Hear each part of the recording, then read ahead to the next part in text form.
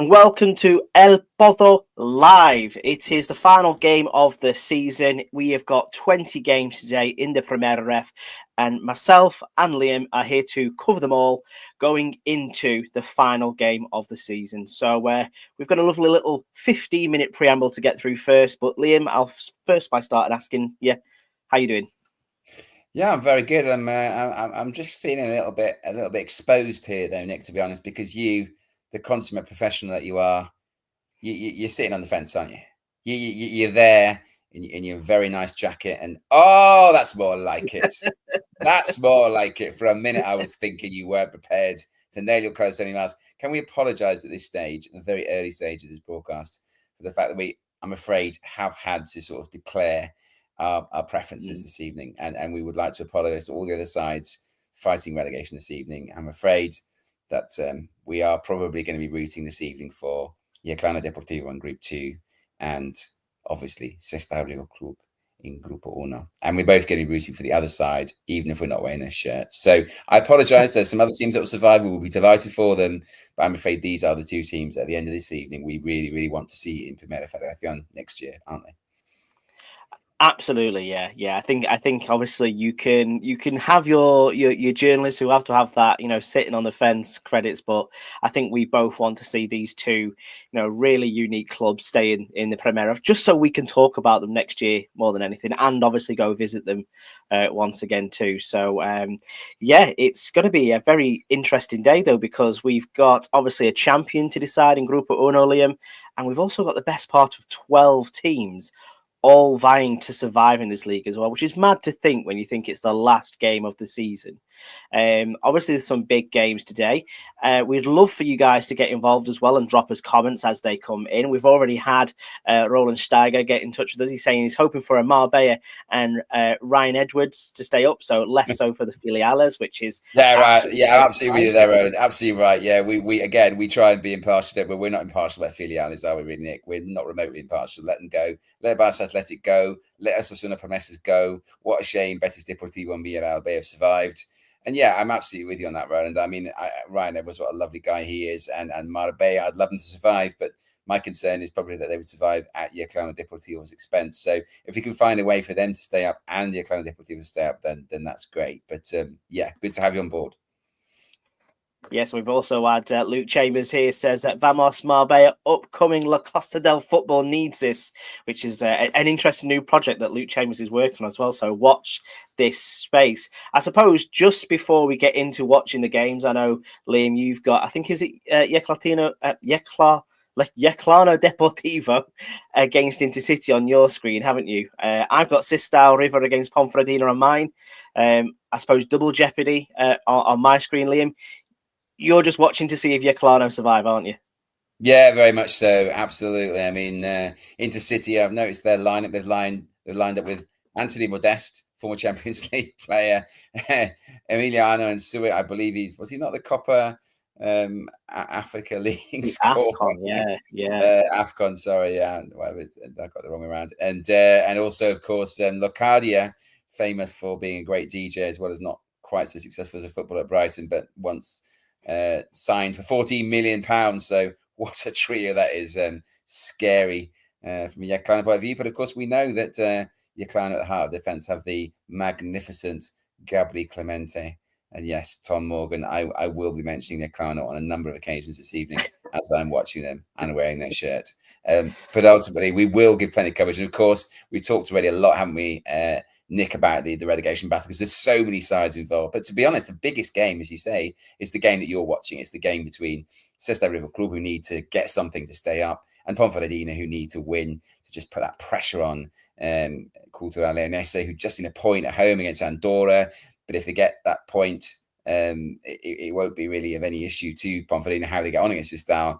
If they don't, then clearly Ponfe ready to pounce. The situation is that Ponfe 2 points behind, but that defeat last week for Cultural against Ponferradina was only by 2-1, and Cultural Leonese won the first game 2-0. So they do have the goal average. So that's why with Ponfe 2 points behind, Cultural Leonesa only need 1 point, because if the teams finish level in Spain, it's not about the goal difference, it's all about the goal average, and Ponferradina don't win that goal average, so they will need Cultural Leonesa to lose against Andorra, and they will need to beat Sestao River Club. So yeah, we will talk a lot about the relegation battles in both grupos, because there's a lot of teams involved, but let's be honest, one of those two teams, Ponferradina or Cultural Leonesa, will be in Segunda next year. They will be playing professional football next year. So that is actually the biggest game of them all, isn't it, really? It really is. And just to maybe have a look at a few of the other fixtures which are about to appear on your screen, we should minimize to tiny screens on the left-hand side. But as you've mentioned, that Sestao River Club against Ponferradina is a massive game. Down the bottom is the ones where I'm looking at here. And you picked out Barça Athletic against Unionistas. And we had a... We had an interesting saying, didn't we, that we came up with this on the podcast of the week, that basically Unionistas need to, what was it? El Parque de Autobus? Aparcar el Autobus. Jose Mourinho, of course, coined that phrase. Just break off for a minute, Nick, to say hello to the other Liam. Thank you for coming. I know you're on holiday at the moment, or somewhat otherwise detached from quite such a close attention to Spanish football that you usually pay. Such a wonderful job you do for the Segunda Spanish X feed, and brilliant member of the Segunda Spanish team. But he's also keeping in touch with what's going on here, because he wants to know, Nick. He wants to know: is it going to be Ponfe? Is it going to be Cultural Leonesa? And we'll see in due course, won't we? You're right. It's going to be a massive evening for both of those sides. And I don't know. I was watching the highlights today, Nick, and I mentioned it to you, didn't I? There's a save by Andres Prieto at 1-0 to Cultural Leonesa last week. Unbelievable save. And I don't know how, when I watched the highlights back, I didn't notice it, because it's an incredible low down to his right. And that's 2-0 for Cultural Leonesa. And we wouldn't be having this discussion now without that save. Tremendous stuff. And the Cultural Leonesa also had post. So it's been one of those ones, isn't it? They were 8 points clear just 7 weeks ago. And ultimately, Ponferradina have kept going, and it goes down to the last game. But there's been numerous occasions in those last 7 games when you felt it's all over, and it isn't. So we'll see what happens. And interesting that Luke's brought up already. And this is, unfortunately, the rather shady side of Spanish football. Osasuna Promesas playing Orense with nothing to play for. A suggestion that there might have been some maletines involved. Maletines are suitcases, of course. They did used to be, literally. I remember there's a big story, wasn't there? But is it Depon in Valencia, where there's a story told where they just met up on a motorway service station or something, and a suitcase of money was handed over. I think that Orense, a relatively small club, there is that temptation, and it is that shady side of Spanish football that we don't like. We hope everyone keeps it honest. We were talking about in the show this week, weren't we? How bothered will Bilbao Athletic be against Real Union, fellow Basque side, Filial? I'm sure money won't be exchanging hands there, but how bothered will they be? Would they quite like their fellow Basque side to survive? They're safe. They're not playing for anything. And this is the problem, isn't it, at this stage of the season, Nick? You get that adulteration potential for the competition, because some teams have got nothing to play for. And when that tips over into the would you like some cash, not to try too hard, which is always denied, but I'm sorry, it's out there. And Luke's mentioned it, and it upsets me, I have to say. But, I don't have such a problem with the Primas, I know, are also widely despised. That's when basically a chairman or a club offers money to another team to try a bit harder. I don't have such a huge problem with that, but I have a huge problem with people being paid to lose a game, obviously. And I really hope that doesn't happen. But I'm afraid it is out there, and it probably is happening this evening. So let's hope that doesn't have too much of an impact on what goes on. No, probably active in both sides of the coin today. And as we said, we've already got some dead rubbers would be the word inside here. So like I say, the ones to keep your eye out are the ones we've got on the screen, especially Cultural Leonesa and Andorra. Just for your information, Liam, Osasuna Promesas are 1-5 on to win today. So maybe that's where the suspicion of the suitcases is coming into here. Just to quickly cast our eye over to Grupo Dos just before kickoff here, I can see that the Sestao fans are taking their seats in Bilbao. Like I say, you've got Fuenlabrada at the top there against Recreativo Huelva. Recre are already down. Fuenlabrada have to win to stand any chance of staying up, or at least hope they win and everybody else loses. Atletico San Yuqueño as well, away to Hercules. We accused Hercules of being on the beach after their defeat to Intercity last week. And then just also looking across to that Marbella and Antequera, which is a game that Matt Harrison has gone to today with his friend. I believe you've been approached to approve of the friend being on the podcast, Liam, because he had some pretty harsh anti-Avro sentiment. So I'm glad that was all cleared up ahead of recording. But again, that is a game there where Antequera, who have already qualified for the playoffs, they're probably more interested in that jostling we keep talking about. But again, Marbella with deep pockets will maybe looking to sort something out, mightn't they, in order to stay in the league. And as Roland has already suggested, to keep the likes of Ryan Edwards. I know Jose Callejon is retiring today as well, but they've got quite a nice squad down there on the Costa del Sol, and I'm sure next season they'd like to add to it in Primera RFEF. Well added, the ref there. That's good. You've had one Primera already, which I allowed to pass. But you've now got back to Primera RFEF. Good boy. We'll get there. Ronan, in terms of live streams, we would, Ronan's mentioned, are we planning live streams? The big issue there is we have no idea, as always, when these games are going to be played. I would hope that they'll spread them out a little bit so we can watch them all, which would mean we probably wouldn't do live streams for them all, because that would be fairly full on. But we'll certainly look into that. Yeah, we'll see how tonight goes, really. If there seems to be enough interest, then certainly something we'd consider. There's going to be some massive games, isn't there, Nick? Whatever happens tonight, you've mentioned playoff jostling, but there's going to be some potentially huge ties at the end of this. These five teams that are going to be. It's 4 teams, isn't it? It's going to be 4 quarterfinals, basically. As I think we explained a few times before, there's been the second team, for instance, from Grupo Uno plays the 5th team from Grupo Dos, and so on, working your way down. So the 5th team from Grupo Uno plays the second team from Grupo Dos. And you look at some of the teams that are guaranteed in the playoffs: Gimnástica Tarragona, Real Murcia. These are two sides who have reasonable pedigree, don't they, in terms of Segunda history, and then some slightly less familiar names. Mérida, obviously recently bought by Brentford, and that's potentially a massive change in their fortunes. If they go up, then that could really kickstart their bid, and maybe they'd even push higher after that. Antequera, we've mentioned, very small side, just north of Malaga. They would be one of the outsiders, I would think, but they have done brilliantly to get into the top 5. Ibiza, small in terms of the size of the club, but a huge amount of money behind them, and they've been in Segunda. They'd like to get back there. And then obviously in Grupo Uno, you've got the filial of Real Sociedad, and you've also got to be looking at Ponferradina. If they don't make it, they've been in Segunda quite a lot recently as well. So lots of potential for big games, and we'll see what happens. Yes, Tom's mentioned 6 changes for Rense. Right, okay, fine. We'll see what happens against Osasuna Promesas. But the thing is there, isn't it, is that ultimately there is no way that Osasuna Promesas can save themselves if Sestao River Club and Lugo and Arenteiro and Unionistas all do the business. It's out of their hands, so they can win the game, but they've then got to hope that other teams mess up, haven't they? So we'll see what happens with that. And as I say, if that is the case, if there is some shady goings on in that game, then I very much hope that it doesn't pay off. I hope that Osasuna Promesas win and still go down. Not that I'd be gutted about that, even if there were no shady dealings going on. But if there is any suggestion of malpractice there, then let's hope it doesn't get them what they want.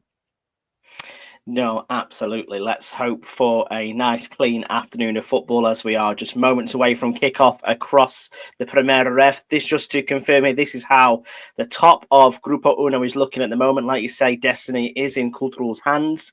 Like you say, but Ponferradina will be hoping for a slip up there, and hopefully they can take advantage if against Sestao River. Obviously, I'm hoping that they don't.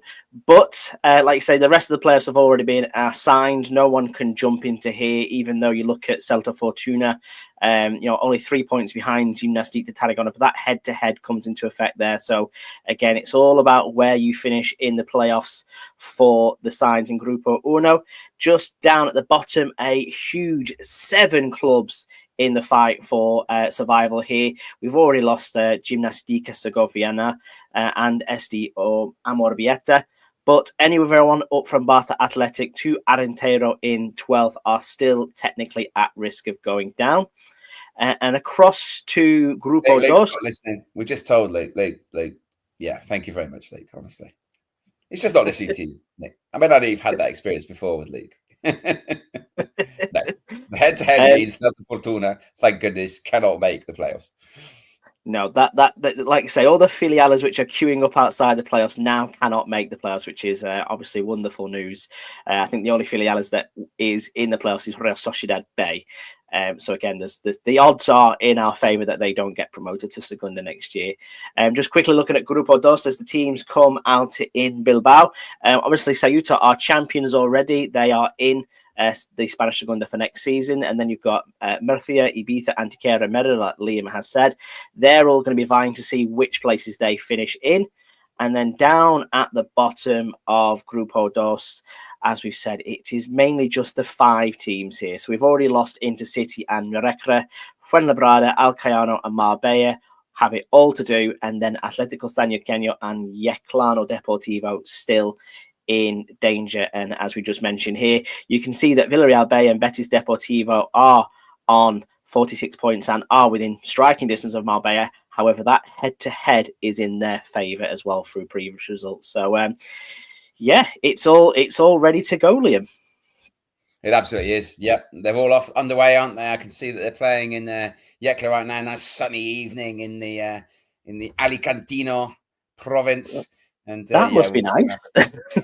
Very pleasant. Thank you to one of our regular listeners for joining us. I believe he's in Denmark at the moment, isn't he? Is that right? And brilliant to have him with us. So thank you very much, Lasse, for joining us. And I think Real Madrid Castilla is a good point you make there. Lasse. I think Real Madrid Castilla will be gutted, won't they, that they didn't make it. They've got a guy up front, Gonzalo Garcia, scored, I think, 24, 25 goals, and they still haven't made it into the playoffs. So it is interesting, isn't it? I mean, Atleti B, Celta Fortuna, lots of really big, La Liga sides have all fallen short of the top 5. And you'd have thought 1 or 2 would get in the rest. So they, of course, have been in the Segunda before. It's been a while since Real Madrid Castilla have been there. Celta Fortuna likewise. So yeah, they've just all fallen just short of where they needed to be.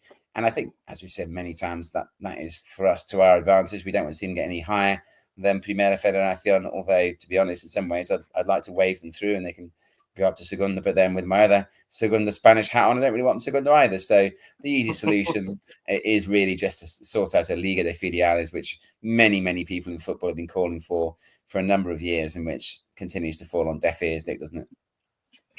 I suppose the question I would ask to anybody who's listening, because we do obviously have a we have an interested audience in Primera RF, but it is a wider love of Spanish football. Who would you like to see be promoted to the Spanish Segunda next season? Maybe today as champions in Grupo Uno, but maybe even overall in the playoff picture. Like you say, you've got those teams that are in there. Some of them have been in Segunda before. Some of them haven't been in there for a while. Do you want to have a fresh new face to come up against, maybe one of your sides in there, or would you like to come up against, one of maybe the more traditional established clubs, so say, to test yourselves against, would rather be asked. Do you have a preference, Liam? I suppose we're not really. It's really hard, isn't it? Because, I mean, obviously, your good friend of the show, Chris Pigeons, is there today in Sestao supporting Ponferradina. I said to him before the game that I really hope that if they do beat Sestao, that it's actually some use to them. I think the worst case scenario for me would be if Ponferradina relegated Sestao River Club and then didn't get up anyway because oh my, we did mention, didn't we, Nick, that we're not going to that Gimnástica are gone, but in honor of Gimnástica Segoviana, a wonderful time I had there last weekend, we are going to use the Segor chant every time somebody scores. And who has scored? Yes. Give us the update. We've got our first goal, and it's from the Estadio Academy. Says it is Ibiza, who are 1-0 up against Ceuta. Obviously, Ceuta already promoted, but I'm sure they'll want to finish 2025, that part of the season, unbeaten so far, but they are already ahead. Oh, though we do have a correction. Oh, I think it may have been ruled out. They've gone early, so we've gone early with the goal. It's still 0-0 in Ibiza. Oh dear. Yeah, they do get those goals a bit too quickly sometimes, don't they? And you're right. I think it'll be 25 games for Ceuta unbeaten, wouldn't it? if they didn't lose this game, which is remarkable. I think the previous record was about 19, wasn't it? So they're well clear of the previous record, which I think Racing and Santander held. And I think two teams, Deport as well, also got to 19. But, as you rightly say, although they've got nothing to play for, in the sense that they're champions, and Ibiza have got something to play for, because, as you said, they'll want to finish as high as they can, because that will, finish third, for instance, Ibiza, or even second, they'll obviously have a home game in the second leg. And if the second leg is equal after 120 minutes, your league position is the key factor, isn't it? So ultimately, Ibiza want to finish as high as they can. They also won't mind the champions anyway. But there's a little bit of pride involved there, isn't there, essentially? And yeah. I just can't believe he's made us use our lovely Segoviana goal sound earlier. Then it was for nothing, Liam. I'm absolutely devastated with that. And too, Todd points out, we obviously were quite brave and went to Yaclano a couple of weeks ago, and basically stood in the rain. And essentially today, in the nice sunny day, Nick, there's loads of people in the Fondo Sur. Pictures were circulated. The four of us, like complete British idiots. One of us was Scottish, wasn't it? Standing in the pouring rain. And today, a nice sunny day, it's packed. You're quite right, Tom. And I don't really recognise it at all. Little chance there for Intercity. I mean, again, it's what we said before, isn't it, Nick? These teams down the bottom, we've seen it at Monabieta the last couple of weeks. They've got nothing to play for. They're probably finishing bottom, and yet they've won the last two games and scored 7 goals. So it's nice the way there's a certain amount of pride involved, professional pride involved there, isn't there? And ultimately, on this occasion, I don't want too much pride to be involved with Intercity. Let's just hope that they go at it for 20 minutes and then lie down and let themselves be beaten afterwards. But good point from Luke as well about Antequera. Potentially if they don't get up, I would think that Javi Medina would be of interest, wouldn't he, to Malaga? But they have just signed Pellicer for next season, haven't they? So I imagine that Medina interest has kind of cooled somewhat. But it'd be interesting to see Antequera against Malaga. That'd be a proper derby, wouldn't it? Next season. It's only about 30 minutes between the two clubs. Yeah, it's obviously not far. It's a trip that you undertook not too long ago as well, wasn't it, Liam? So when we were down in the Costa del Sol, I didn't quite make it because I was on my family holiday and it was coming back from Cadiz. But it's interesting because, again, you look at some of the teams that are in there, and Javi Medina will definitely have his suitors if Antequera don't get promoted this season for the job that he's done. You look at Merida as well, Sergio Gulo already being linked with both Castellón and Huesca. So, there's talent down here. And you know what? As much as I'd be sad to see managers leaving this league, I'm glad that people are looking at them, because it's usually the same, very much like we find in England when you get, Sam Allardyce picking up a team down at the bottom to try and save them from relegation, or people who keep defrosting Neil Warnock to bring him out of retirement. It'd be good to see some young managers from the Primera RFEF get a chance a little bit higher as well, wouldn't it? Yeah, I couldn't agree more. We have seen it, as you say, a culture of that recently in Segunda. Some of the managers, I think, Andorra eventually went down, but their manager was taken from Segunda RFEF. And of course, the Albacete manager at the moment is, again, somebody who's been plucked from the lower reaches. So it is good to see that happen. As you say, there does feel like sometimes, as with, I think, Alex Fitzpatrick and I, when we do the Spanish Segunda show, we always say coaches and strikers get chance after chance after chance. And it's certainly been the case in recent years that you see the same old coaches, going round and round and round. People like Pepe Mel, for instance, with all due respect to him. It is good to see people like Guillot and also, as you say, Javi Medina, both young, up-and-coming managers, being seen as coaches who could take the next step forward, with another team. But of course, from our perspective, we'd love them to take that next step forward, with a team that you wouldn't really want them to have a good season, not quite do what they need to do, and then ultimately be picked off by somebody a little bit further up the pyramid. But it's always a possibility. And as you say, on the flip side, it is nice that there is that going on, that there's some attention being paid to a league that we love, but that sometimes might get a bit overlooked, I think. Yeah, absolutely. Yeah, Ibai Gomez as well was the other one from Arenas de Getxo. Obviously, he's coming into Primera next season, Primera RFEF next season. Primera RFEF next season.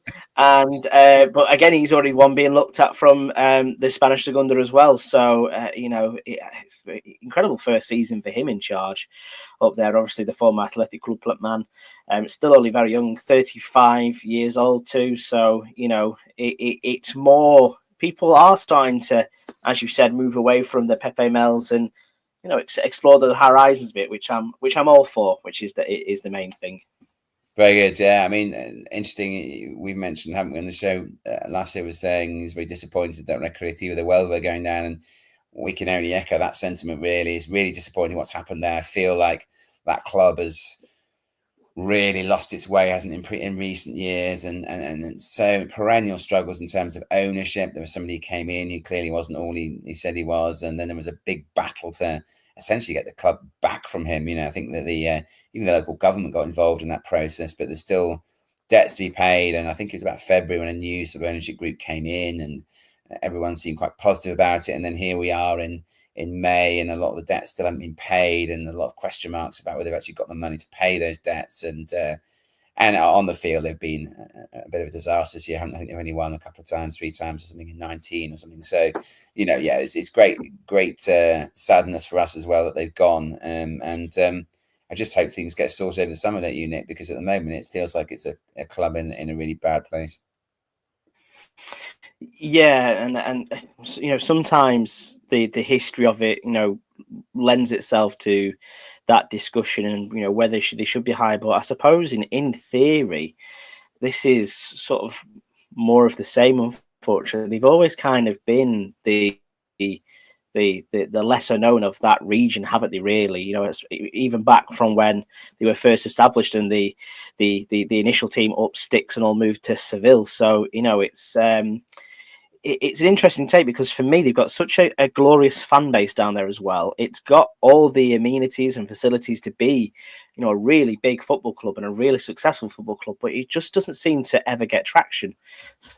So it is sad that they're going to go, obviously further down La Pozo and into Segunda Ref, which is, again, such a difficult league to get out of, in the way that how many groups you've got, how many teams are in there. The trap door is just as big, if not bigger, than Primera Ref as well. So it'll be interesting to see what they do next year, and interesting to see where Raul Navas ends up as well, because his left foot must be worth something to somebody in Primera Ref. Maybe Torremolinos, someone like that, who are coming up, would enjoy his efforts from distance and his his solid performances he's put in this year, because he must be scratching his head thinking, what's everyone else doing? Well, absolutely. I mean, he was at Las Palmas not so long ago, wasn't he? He's really, really. I mean, I know he's getting on a bit, but yeah, as you say, his left foot on at least one occasion has been a revelation this season. I seem to remember him hardly ever kicking the ball with his left foot when I watched him in Segunda, but he scored an absolute worldie for Recreativa de Huelva. I think it was in in Hércules, wasn't it? In Alicante, and that was one of the few bright sparks of 2025 for Recreativa. They also beat Yaclana Deportivo 1-0, I think, in another game. But yeah, really sad. I mean, there ought to be, you say they've got a decent fan base. There ought to be a real potential to take that club forward and essentially make them at least a solid Primera Ref side. And right now, as you say, they've got to start again. And it depends on what group you end up in. I think Segunda Ref Grupo Cuatro, which is what they would go into, is a tough one. I think 3 and 4 especially are tough ones.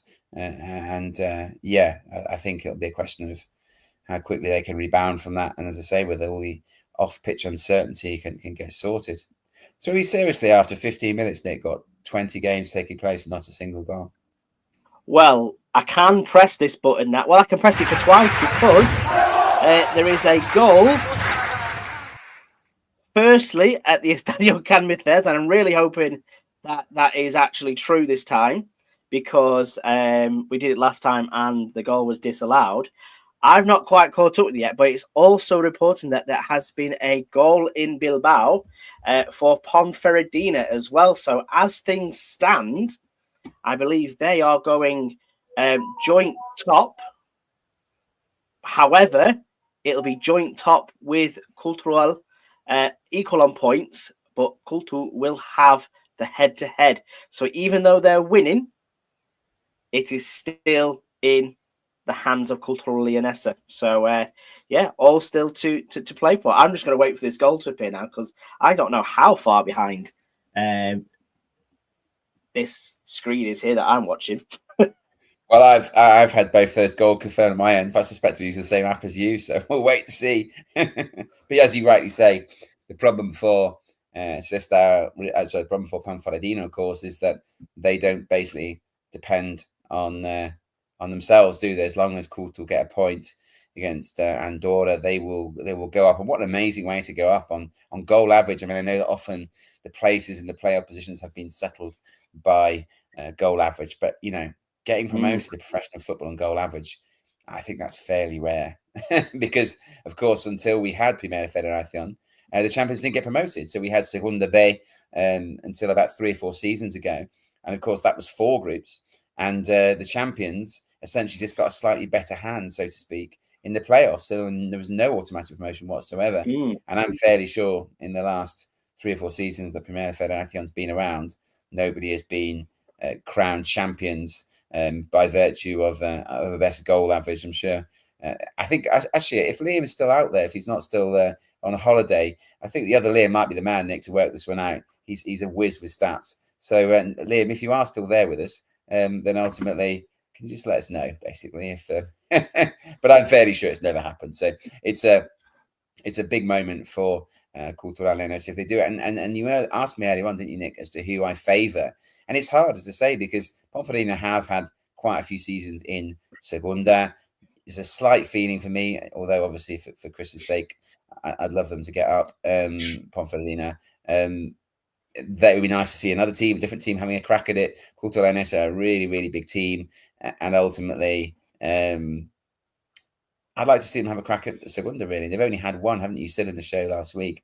I think they've only had one season since 1975 or something, which is extraordinary for a town of that size or a city of that size. So, yeah, I suppose in an ideal world, it would be Cultural and Ponfe via the playoffs that would get up. But it's an interesting one, isn't it? Have you seen the Ponfe goal? Yeah, last year suggesting it's rather a strange goal. It was a bit of a strange one, to be fair, but it was Alvaro Bustos once again who is maybe single-handedly dragging his side into Segunda at this rate. Like I say, they've got the lead here.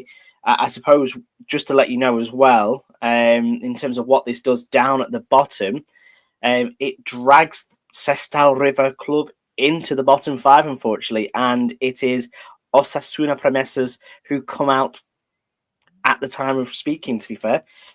So, yeah, all movements at the moment. Do you really feel it's appropriate to play the Segal Klaxon for a game between 2 filiales, or should we just pretend we didn't notice? I have just seen that goal go in, yes. However, we can go with the goal Klaxon, because there has also been a goal in Merida. However, it's for a filiales. Filial, just one of them. Just one filial. Who scored it?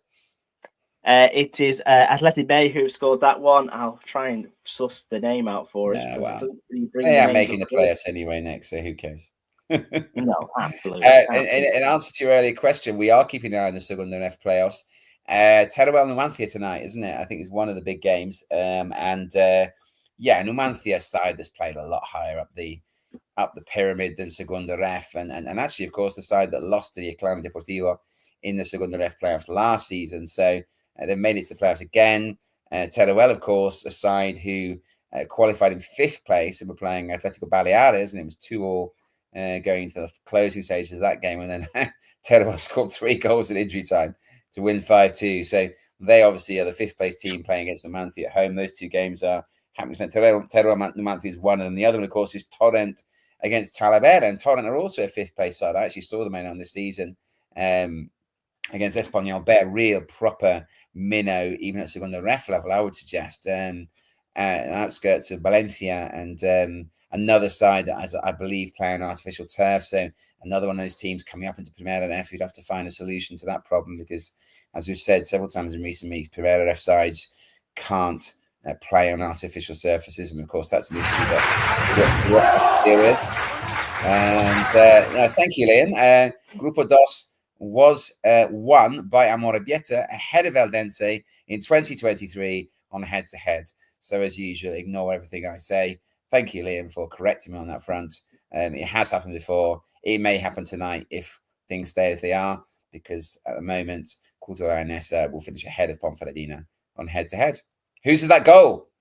Good sidestep there. Good linking of Amorebieta into the conversation, because it is the side from the Basque Country that have taken a 1-0 lead against Lugo. Again, there is probably a knock-on effect here for Lugo, who are in fact still in that relegation battle. So let's have a little refresh of the table and see what that does things down the bottom. But again, Amorebieta could be kingmakers in this relegation battle, despite the fact they've been relegated themselves. A back-to-back relegation, unfortunately for them. It's not quite taken effect just yet, but we'll soon find out once B Soccer catches up with the rest of us. Yeah, Luke, but interesting question. This championship we have potentially between Ceuta and Cultural Leonesa as things stand. Quite bizarrely, they have this it's a bit like the third place playoff in the World Cup, I think. It's like, does anybody really care? The two champions in Primera RFEF play each other, I think, over 2 legs as well, which seems even more bizarre. I just think, to be honest, though, because it's a toss of a coin as to who's been drinking, the most amount of Calimocho in the week leading up to the game, or whatever else they might be drinking, Ceuta and Cultural Leonesa's favourite bars the players like to frequent, or Ponferradina for that matter. I don't think anyone cares. I think that in terms of going forward, I think both teams would need to strengthen significantly. I think Ceuta have got the money to do that. There's a lot of talk about how much support they get from the local government. That's been questioned when I've raised it in the past, but I've seen a lot to suggest that Ceuta get quite a lot of government support, and a couple of people running the club seem to have some money to spend. I know that Rodri Rios, for instance, is on very good wages at Ceuta. I won't mention figures, but I wouldn't mind taking it home every week. So yeah, I think Ceuta have got the money to go out and strengthen their side in due course. Cultural Leonesa, of course, are a part of a group of clubs, aren't they? So again, you'd have to hope that they'd have a little bit of clout. So yeah, that one game, as you suggested, Luke, is a bit of a crapshoot, really. But going forward to see how they're going to get on Segunda, I don't know. Another goal. Sego goal, Claxon alert. Another goal has got in, and it's funny, again, you should be talking about Ceuta, because it is 2-0 to Ibiza at the Estadio Can Míthers, and the team who have spent 2025 unbeaten so far are currently staring down the barrel of a final day defeat over in the Balearics. So, yeah, interesting you should be mentioned about strengthening. Do you reckon Ceuta are already on the beach somewhere? They're just maybe taking this one a little bit easy? It's a shame, isn't it? Because you say 24 games unbeaten. Wouldn't you want to just complete the quarter century in the last game of the season? But interesting coverage. I love Paco Gémez, as I've said before. He's just so irreverent, isn't he? And I think he's been at Ibiza before, of course. But I do find it quite strange that that he often says exactly what I'm thinking. And he was sort of saying basically, yeah, we'll play this weekend, and maybe 300 people will turn up and they'll enjoy it, and I'll be pleased for them. Maybe everybody else will just be out at the party or something. And I have flagged this up before, haven't I, with you, Nick? I'm like, I don't have anything against Ibiza, and I'm delighted for their hardcore supporters that they are, in the playoffs and they're pushing to get up again. But I just don't feel a lot of love for that club. I feel a sense of indifference for many people on the island, and that upsets me and annoys me. And when we go to somewhere like Yekla and we feel like everybody is rooting for their local team, and we go to, for instance, Segovia I went to last week, and everybody was absolutely loving it. Even though they went down, they were chanting them, as we can tell from our goal klaxon. They were really, really behind their club. And then you see Ibiza, where the stadium holds about 6,000 and is regularly no more than half full, and it just doesn't have the same feel, does it? It isn't the same.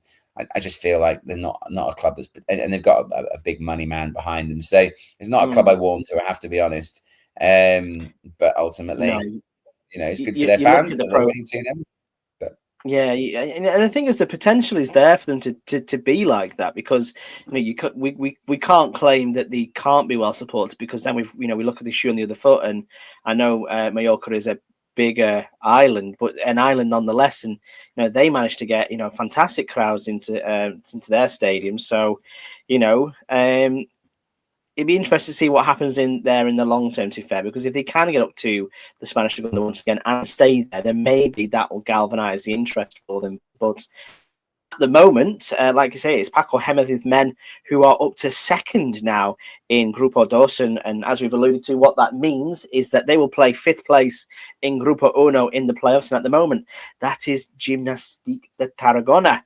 Again, a side which I know a few people on this live stream have got some pretty hard feelings towards, but again, they'll be back in the playoffs next season, as will Ibiza as well. Obviously, they didn't make it through the playoffs last season either. So, yeah, a lot of the same faces wanting to try their luck once again, Liam. Yeah, massive goal I'm receiving news of in Grupo Dos down the bottom for Marbella. Oh, do I need to do the goal? Puts them ahead. I'm not sure if that's been confirmed yet, but it's coming through as a goal for Marbella, and that would obviously make a massive difference to the bottom of Grupo Dos, didn't it? And yeah, that's not good news for Yeclano Deportivo, is it? Amongst other sides, and of course, also Atlético Sanluqueño are just above the drop. The two sides going into this last game who had their destiny in their own hands were Yeclano and Atlético Sanluqueño, and now, of course, with that goal, Marbella right now, unless I'm much mistaken, jump above both of them, don't they? Which pushes, I think, Atlético Sanluqueño into the bottom 5. But long way to go, of course. It's early days still. They're playing Hércules. We suggested recently that which suggested several times that Hércules don't seem particularly up for it at the moment. But yeah, right now, as far as I can see, that would mean that Atlético Sanluqueño will go down simply by virtue of Yeclano Deportivo having a better head-to-head record against them. So interesting times. And yeah, Luke will be happy at least. 1-0 to the Marbella. And of course, Matt Harrison with his infamous guest at the Banús Football Centre will also be delighted, no doubt, with that Callejon in his last game as a professional footballer. Although you could argue if he's in semi-professional football, is he a professional footballer this evening? I suspect he's still being paid a full-time wage. Still got it. He's still got it. He's definitely still got it. And yeah, like I said, I'm just looking down the bottom here of Grupo Dos. It would be, as things stand, Fuenlabrada, Alcayano, and Atlético Sanluqueño all joining Recre and Intercity in Segunda Ref next season. As you've already mentioned, Marbella jumping up to 14th there, but still cannot leapfrog Betis Deportivo in 13th because of that head-to-head. I'm sort of flicking between the screens here just to keep on top of any goals going. You're playing against 10 men now, sending off Hércules, which is a massive boost, isn't it, for the boys from Sanlúcar de Barrameda on the and you scored another goal. Wow. We have got another goal, and this time it is just down the road from Yecla. It is in Murcia, Real Murcia 1, Algeciras 0. However, I feel like that is now being corrected and pulled back for an offside. So it is being corrected. It is actually still 0-0 down in Murcia. Maybe I need to give these like a couple of minutes just to double check that someone's not too keen on the old buttons on the bloody mobile phones. The thing that makes me laugh about this is that you can understand what happens with VAR, can't you? But at our level, thankfully, we don't have VAR. So there's really absolutely no need whatsoever to jump the gun, is there? You might as well wait literally 20 seconds. I mean, if it's an offside flag, it's going up pretty quickly, isn't it, really? And I guess quite one goal has counted and an emotional moment for Jose Callejon. He's actually scored that goal that has put out ahead against Santa Clara. So that's a special moment for him. And you know, we mentioned him on the show this week, didn't we, Nick, as somebody who you wouldn't expect someone of his caliber necessarily to drop down to Primera RFEF. And although, to be fair, he's probably not playing for free, as Santi Cazorla more or less is at Real Oviedo. I doubt he's earning a massive wedge from turning out for Marbella. So clearly a guy of, you know, some I don't know, I'd like to think he's got a certain amount of integrity about him. And so clearly in his last game to score a goal is going to be an emotional moment for him. And I'm glad that he's got that moment. And I really hope that moment doesn't mean the Yeclano end up getting relegated. Very good. Level playing in Primera. Definitely. Just looking around the grounds at the moment, we have got the just 2 games in Grupo Uno that have got goals in. That is Amorebieta against Lugo, where the home side lead 1-0. And the game that I'm watching on my screen here, Ponferradina lead at Sestao River Club. And then a lot more goals in Grupo Uno, including one, I will save the horn, but Real Murcia have actually scored again. So hopefully this one doesn't get corrected. It's been given this time. They lead 1-0 at the UEFA Condomina against Algeciras. So, again, that means that they jump back up into second and would be playing Gimnàstic de Tarragona. Just the other games in Grupo Dos that have got scores at the moment. Villarreal B are beating Betis Deportivo away. Marbella, as we've mentioned, 1-0 against Antequera. Merida at home are losing to Atleti B. Ibiza 2-0 up against the champions Ceuta. So, yes, plenty of games still to have a goal scored in them, but we'll keep an eye on them in intent. You're obviously watching the Yaclano game there, Liam. Has there been, any sign that Yaclano will have come close to scoring, or has it all been one way? How's it looking in? No, there's not an awful lot going on, to be honest. It's one of those tight, tense, lots of free kicks, couple of yellow cards, stoppages, etc. So it's not a great game, if I'm perfectly honest. It's certainly as we would hope and as we would want. Even if it's a performance that counts against a team that we want to do well. Intercity clearly haven't come here to make up the numbers. They're competitive, pushing men forward and looking to win the game, and that's how it should be, isn't it? We would want every team to play like that, and I think everyone that we met in Yekla would mirror that thought, wouldn't they? In the sense that I think it's wrong if the situation is dictated by clubs who. Anyway, we've seen it happen. If I'm honest, even this week in Segunda, 1 or 2 results. I mean, I'm delighted for Mirandés that they beat Cordoba 2-1 in the last minute, but. I think if Cordoba are trying to stay up in Segunda, they don't throw everyone forward and leave themselves with a sort of 3-on-1 break in the 90th minute. And I guess that is the issue, isn't it? Is that you want every team to play as if there is something resting on it, because otherwise it's not fair. I mean, I noticed, although again it was to our Yeclano's benefit that a Young didn't play against the boys from near Alicante a couple of weeks ago when we were there. He played in the subsequent week and scored 2 goals. And you think, well, that's not really fair, if I'm honest here, is it? And that's the problem I have with Filiales, is that they kind of chop and change as they see. And clearly after that defeat against Yeclano, they thought, oh dear, we might go down here. And so they brought him back in, even though he'd scored for the first team the week before, scored a late winner against Girona. They brought him back to play against, I can't remember who it was against, actually. They won the game 3-0, I think, and he scored 2. And you're like, well, that's not right, is it? So, anything that keeps the competition real for me has to be a good thing. Unfortunately at the moment, although I don't like it, Intercity are certainly keeping it real, and they certainly aren't prepared to go down without a fight here. We don't know if that's a performance that's been incentivized from somewhere, but they are certainly. We possibly could not say. No, we wouldn't like to. One of the many murky histories that we don't like to dig into. Marbella on top, according to Lassie, very much so. And I mean, from an Antequera point of view, I think they're probably going to finish 4th, aren't they? If they finish 5th, does it really matter? Is it going to make a massive difference to them? They're going to have a tough game. They're pleased to be in the playoffs. And Marbella last game of Callejon and everything to play for. And they've done this, haven't they? And the Carlos de Lerma, I mean, it's quite interesting because they've had a really good run with him. They brought him in classic new coach bounce. And he's done really well with them. And it looked like, but the thing was, they were in such a bad position when he came into the dressing room, that they, even all the wins they put together, they ended up still, that defeat last week at Alcorcon pushed them back into the bottom 5. But you get the feeling that they are a side that might well survive today. And if they do, unfortunately, it will be either Yeclano Deportivo or Atletico San Eugenio, who will drop out of the safety area and into the red zone. I believe we might have had another goal somewhere. Have you got one come up anywhere? Yes, I have one. I've not seen anything come up just yet. Yeah, I've got a goal in Madrid, and that's a goal for at the moment, unless it's been rolled out for Recreativo away at Fuenlabrada, and obviously Fuenlabrada have to win that game to have any chance of staying up. And that is not good news at all for Fuenlabrada, who've just absolutely hit the wall in recent weeks, haven't they? And they brought in this triumvirate recently to try and save the day in the last couple of weeks. We've seen some incredibly late changes, haven't we, in terms of the coaches that have lost their jobs, literally with 2 games to go.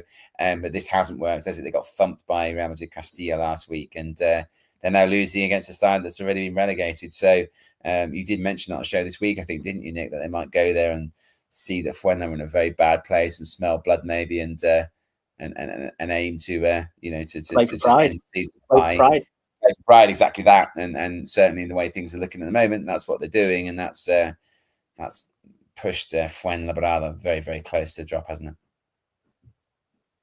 It has, like you say, and that's going to be a huge drop off for them there. Like I say, this would be their 5th defeat in a row as well down at the bottom there. And unfortunately, similar to Recre, when you've got form like that going into the final game of the season, it's going to catch up with you. So again, it's looking like the team who played at the Estadio Fernando Torres are looking at going down, which again is strange because we look at some of the teams that are down there. And Fuenlabrada only a couple of seasons ago were playing in the Spanish Segunda as well, and I think a back-to-back season as well, if I remember rightly. So again, another team that has been they were there for seasons, and and ultimately, I mean, you could argue they were punching above their weight, a bit like a Morebieta playing at that level. Was probably for the size of the club. They were a minnow in Segunda terms, certainly. Probably even smaller than Mirandés, I would suggest. But certainly to drop down again to Segunda Ref, I think that's a big blow.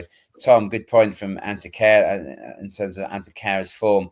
I mean, Javi Medina, as you say, is still being linked with some decent jobs, and we'd like to see that in the young coach being given a chance. But ultimately, 6 months. It absolutely is. Headed home from the right. It's a goal. Yes, in there. Absolutely no semblance of impartiality here. Corner for the right. Jonathan, who cares? It's Barry Davies mode. We're aware with the intercity defense, but quite frankly, who cares? Headed home with the far post. And Yeclano Deportivo 1. Intercity there. Yeclano's destiny very much in their own hands. Look at you. Get in there. And he's just sat there going, all in a day's work for me, Mr. Bell. This is what I do. I'm always accused of being a fanboy by Alex, and I'm afraid, when it comes to Yeclano, hard not to be a fanboy. We can all have soft spots, like I say. Unfortunately, one of mine, as much as Yeclano Deportivo as well, I've got the shirt up on the wall behind me, but we kind of agreed that that dressing the same for this live stream might be a bit dangerous. But for me at the moment, you just don't want to look like a cyclist, man. I'm cool with looking like a cyclist. We found out. I was like, I need a Rooney Adidas template. That's what I need. You are a shirt specialist. You far much shirts than I do. So when I saw Gobik on my shirt, I was like, I've never heard of Gobik. I don't know who they are. I mean, the best one in the world. Not everyone has to be Adidas, Nike, etc. But I've never heard of Gobik. So I'm like, go and look them up, and they actually specialize in cycling apparel. And all I can say, Nick, is that we believe these shirts are somewhat figure hugging, aren't they? I'm not sure I would.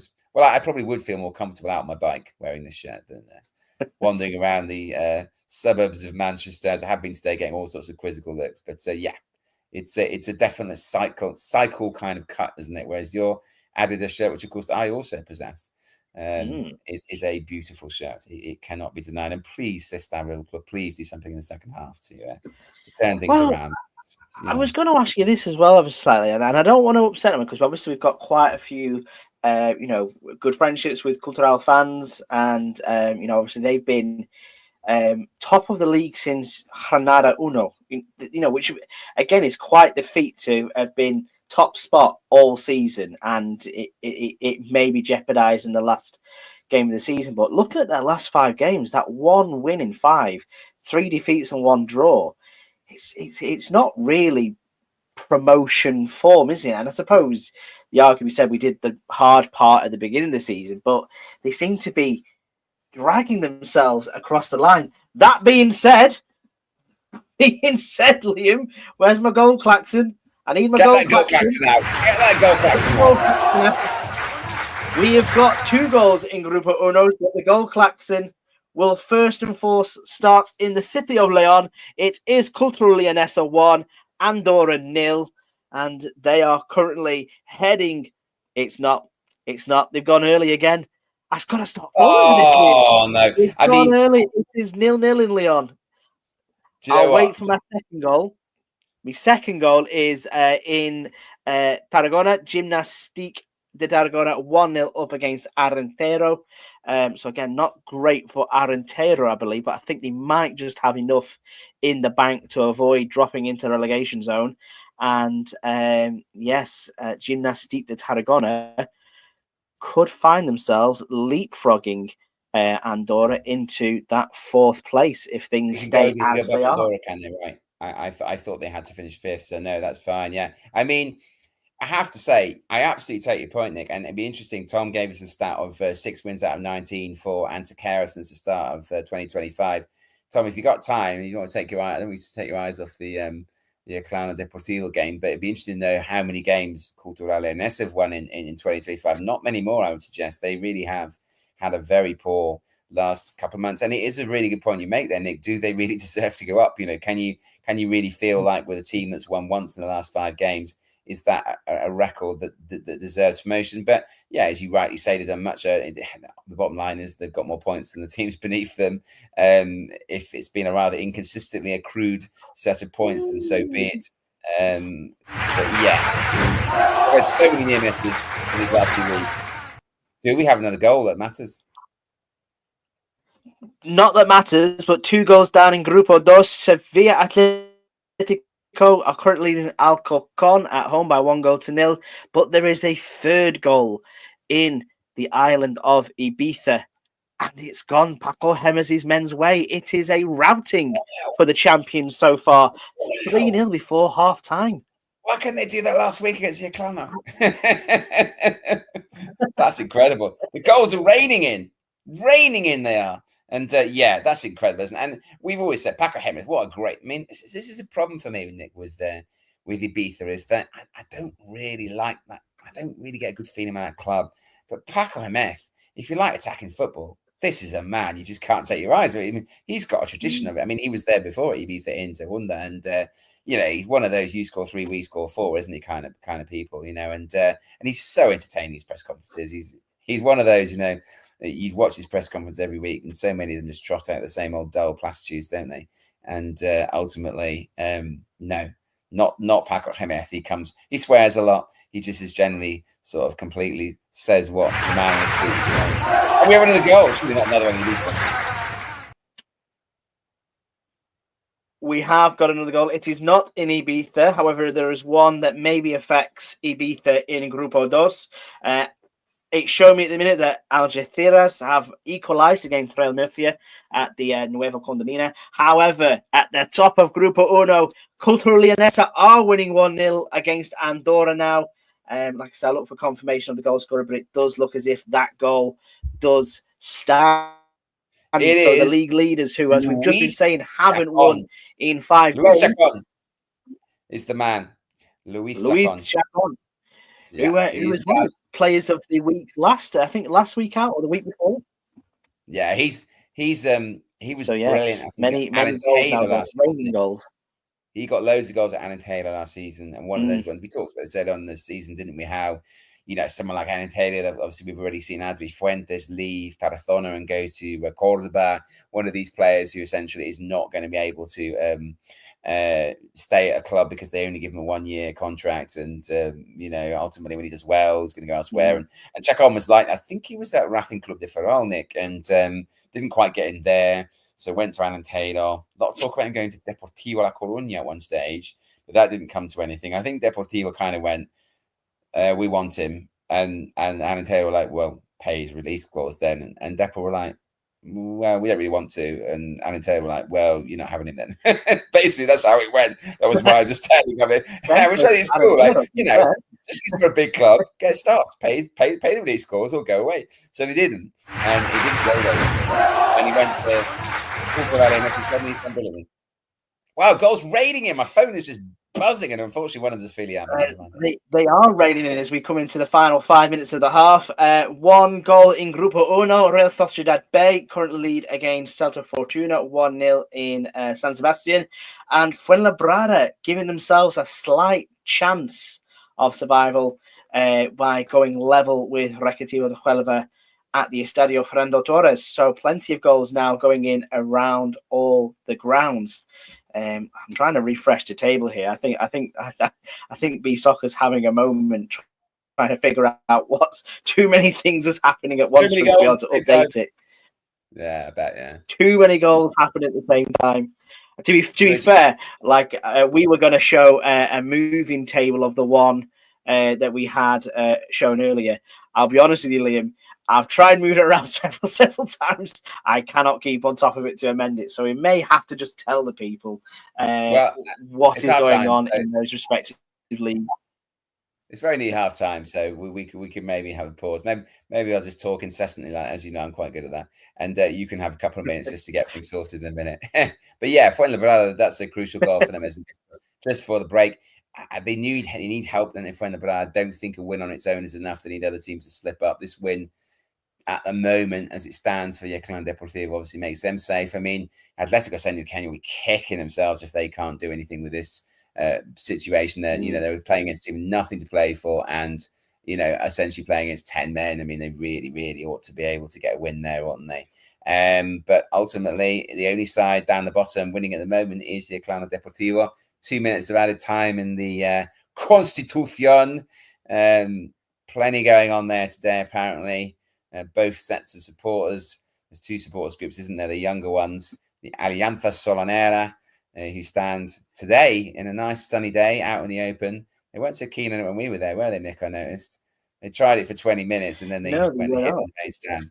And of course, the Peña Cordoba, where we had our lunch before the game. And they're both loving it today. And ultimately, they're getting a great result right now. And just a few seconds to go to halftime. And right now, 1-0, absolutely fine for Yeclano. That will keep them up. And a massive achievement. Yeah, we've made no bones about how much we like this team, and it's because they are underdogs, aren't they? You as a Blackpool supporter, me as a Norwich City supporter. Yeah, listen, we haven't been rooting around in League Two for our entire lives, have we, as supporters? But both of those sides are less heralded, shall we say, than the other team, and so we can't really. Sorry. I was going to say, pretty much from my perspective, for the line share, that one season in the Premier League was good and all, but I think we've only had collectively 6 or 7 seasons in the Championship as well in my lifetime. So it's mainly yeah. You're bloody young. We've not been good. In 20 years' time, when you're as old as me, you probably would have had 20 seasons in the Championship. But yeah, I take your point. Steve Bruce at the wheel. Indeed. Yeah, Stevie Bruce, bless him. But no, I just think anybody. I mean, we say it's not just about them. It's half time, by the way, in Yecla. So Yeclano Deportivo 1, Intercity 0. Fantastic result for them at this stage, but obviously 45 minutes still to go. And it's not just them. As I say, Tarazona, Alentejo. All the sides that, to me, Gimnasia Segoviana, sides that, it's always going to be the same for me. I'm just as happy for Mirandés and Segunda. I wouldn't suggest that, Norwich City is not a club on that size, on that level. They're not a minnow, really, even when they get to the Premiership, probably more so. But it's just the sense that you just feel like, as I say, that feeling of allegiance to the team, and the feeling that the team is not at the center of everything that goes on in the town, but that it's really, really important to the local people. And it doesn't matter where that is. Obviously, my biggest interest is in Spain, of course, but ultimately I've seen it elsewhere around the world, and really warm to that sense of the importance of the team to the local people. And you could certainly feel that, couldn't you, when we went to Yecla? I felt it last week in Segovia. I've not been to Tarazona yet, which is a great sadness to me, but again, a club that we know is operating on a shoestring budget and mixing it with the likes of, with the best of respects, Gimnàstic de Tarragona, and obviously Real Sociedad B, that's filial of one of the top sides in La Liga, and and doing a great job and staying up. And Zamora, also another side that's not massively a massively big club, is it? So, you know, I think those sides are always going to get our attention, aren't they? More perhaps so than the likes of Real Murcia and Depor in the past. Although obviously Malaga would be an exception to that, wouldn't they, Nick?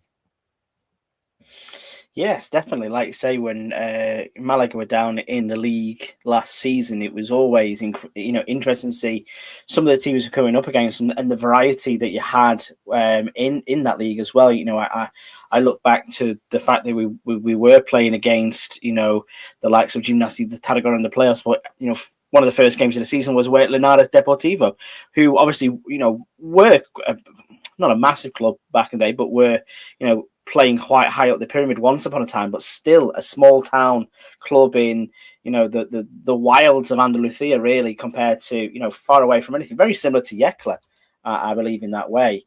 So it's interesting to see that you get this blend of clubs in Primera RFEF. And it's even going to happen next year as well, because much as we're losing big teams at the moment, like you say, we've lost Recreativo Huelva. It looks like we're going to lose Fuenlabrada. We could lose Real Union as things stands as well. But you've got the likes of Torrent coming up as well, and Tarragona that we were discussing earlier as well, who finished. Yeah, or Cacereño. Yeah, you're right. Yeah, these are small kind of teams, aren't they? One team we might be losing, a big fish that we might be losing. And I'm with you on this, Tom. Absolutely with you. Yeah. Get Barca Athletic down. A goal for Unionistas right on half time, Nick. One that almost escaped both of our touches. And that is massive for Unionistas. I think that's only the second goal they've scored under Acchiari. And I think we're talking 6 or 7 games. Is that he's been in charge now? Just scored 2 goals. And this could be the second winner that they score. I think they won. What did they win 1-0 away at Bilbao Athletic? A couple of weeks ago. I believe they did, yeah. And they haven't conceded many. I mean, he's shored things up at the back, but I watched that game a few weeks ago. Last time I saw a full 90 minutes with Unionistas was against Seasn Club, and it was an absolutely appalling game. And ultimately, it turned out much as we expected it to turn out, which was 0-0. And I really like the concept of Unionistas as a club. Of course, it's a fan-owned club. I think they've done a brilliant job, with that club, and we'd love to see them stay up. I think it's fair to say, wouldn't we, Nick? It's a club that we're definitely going to be visiting next year if we possibly can. And although the football in recent weeks has been pretty attritional, and it probably means that if they do step, Acchiari will keep his job, and it'll be fairly attritional perhaps next season. It is a club that certainly I'm keen to keep in Primera RFEF, and it looks like they're going to stay up at this stage. And Barça Athletic.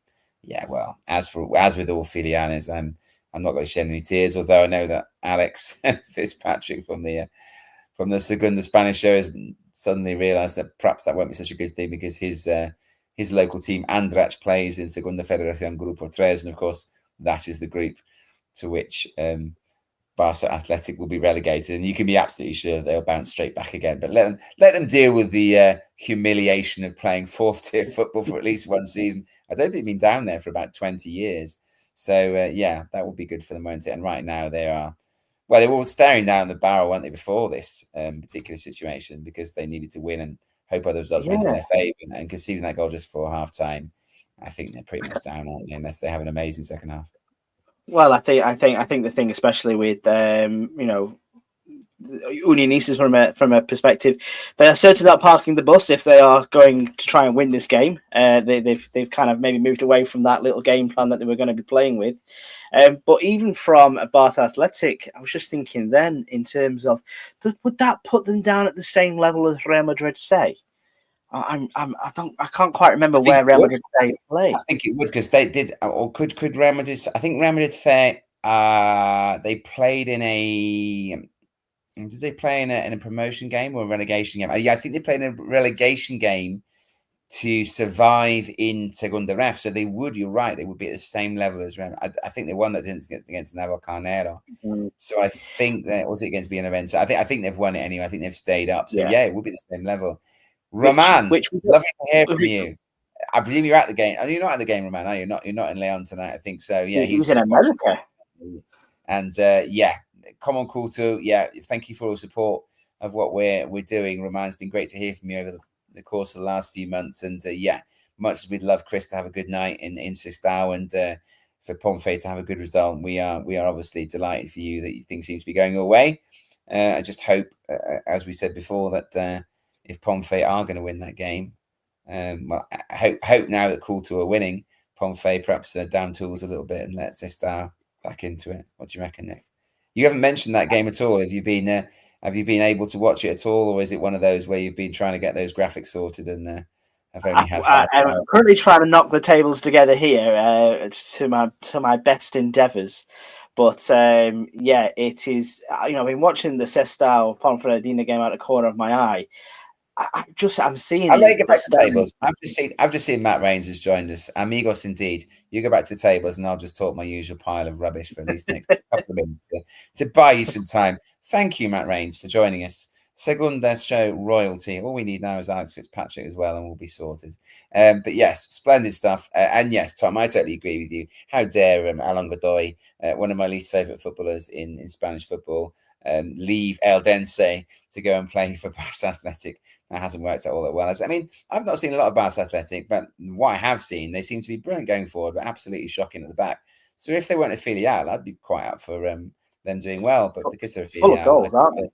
I find it quite amusing that they're struggling badly and about to get relegated, because they really shouldn't be, should they? They should, if you're Barça Athletic, if you are basically the second string of Barcelona, you really, really should be able to cope with their life in the third tier. But it would seem that they can't. So yeah, my question to that, Liam, would be what has gone wrong for them this season? Because as far as I'm concerned, they've only really lost.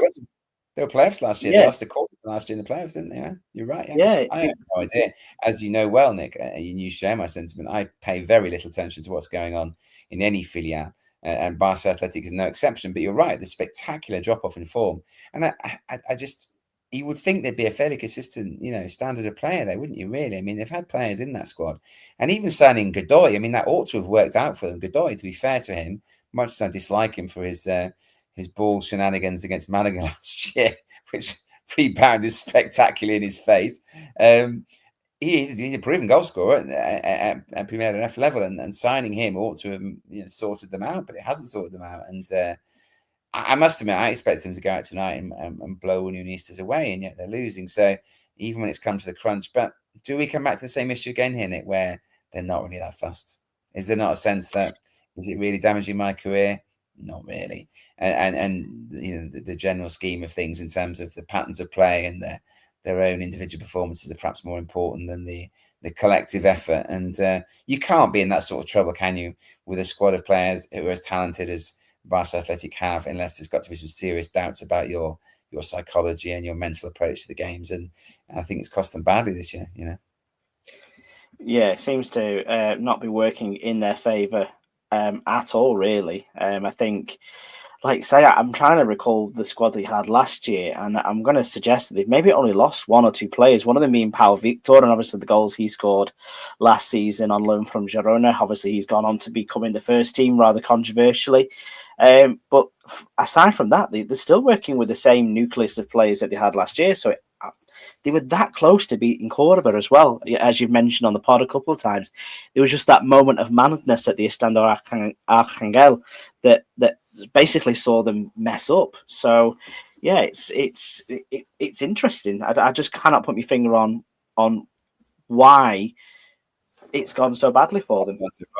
And Matt's a really interesting point, actually, in terms of Athletic B, is that how bothered are they about what sort of team they put out, and they're letting players go to, clearly, especially Mirandes have picked up players, not so much from Athletic, I don't think, but of course, classic case of that is our friend Victor Mollejo, who is an Athletic player, and has played on loan at Tenerife, has played on loan at Real Zaragoza, so playing higher up the pyramid. Athletic, these players would be good for Athletic B, but they're more interested in playing, for a higher standard of side in Segunda if they possibly can. Interestingly, as somebody else mentioned, Godoy has hardly played for Barça Athletic, and they paid decent money for him, so Valencia must be loving that. But yeah, I just don't think we'll ever get to the bottom of filiales, really. I just think that so many of them are really just there to further the sort of development of the players, and there's no real sense of what they might achieve as a collective. And as you say, Matt, in many cases, if there's any prospect of them playing slightly high, and we've seen this season, Nick, haven't we? In many cases, the players are playing at other Primera RF sides. They've been loaned out.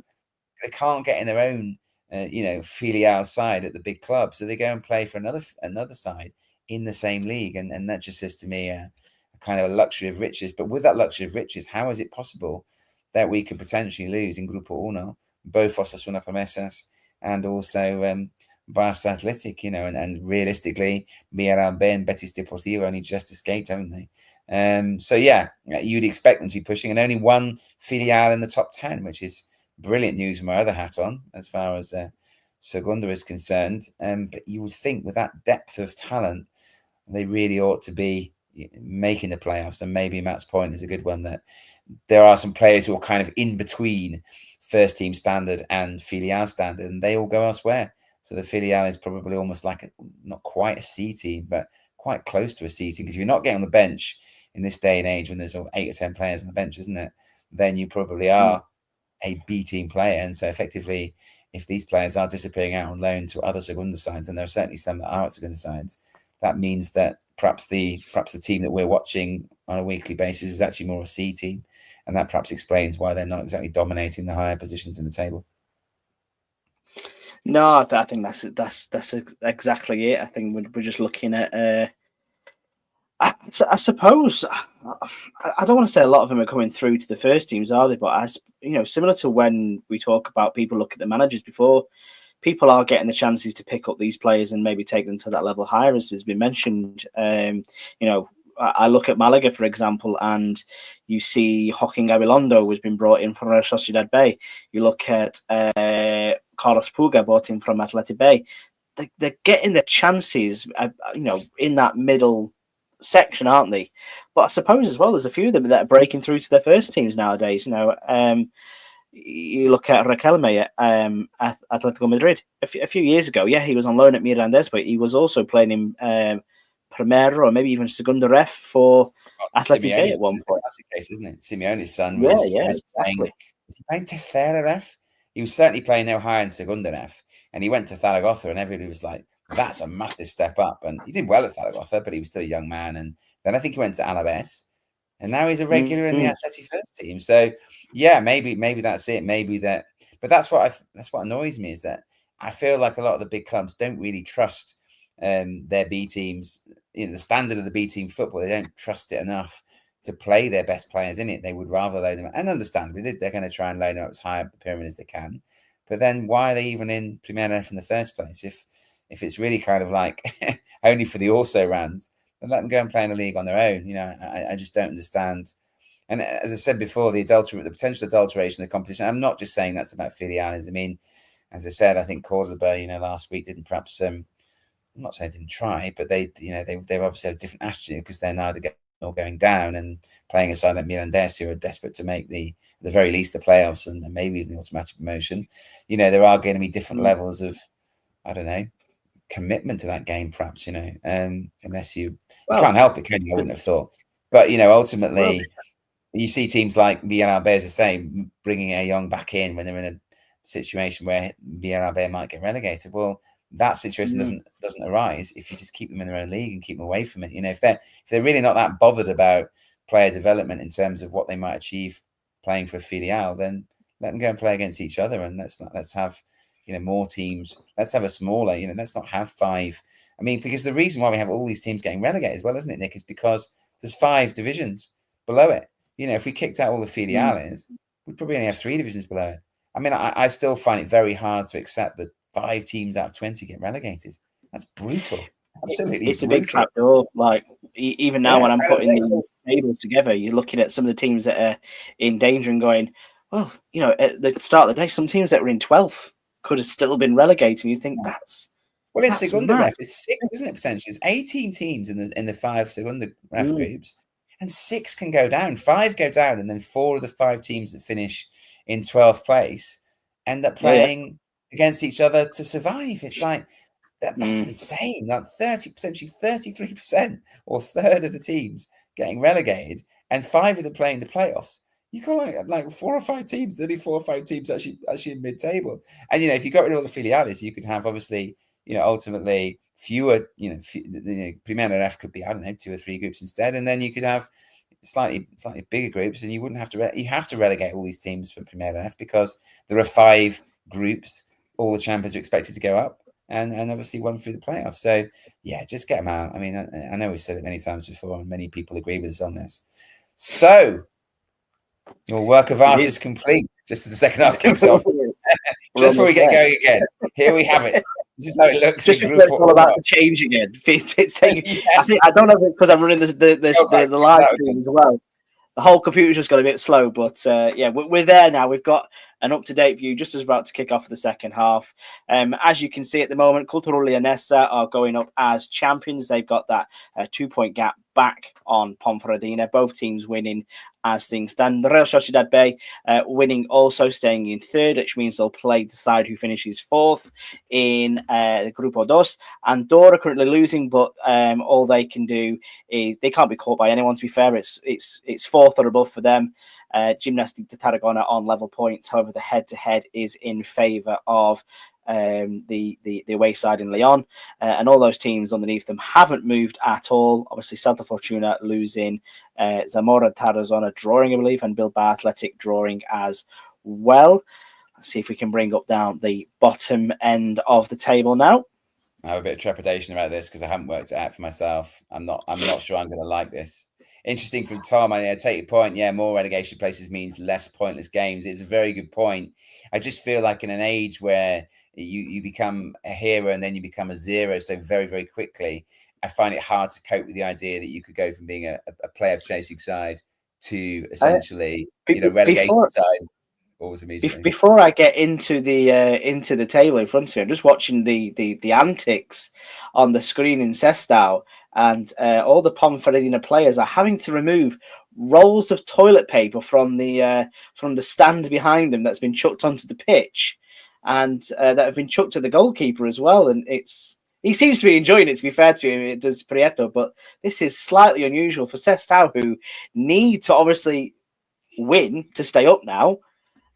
Seemingly delaying tactics soon after half time, which is very odd to see. Would it might be enough, Nick? I mean, I don't want to go down that road because looking at your league table you've just put up there, moves them to 46 points, and then we have I think Arentel are 48, aren't they?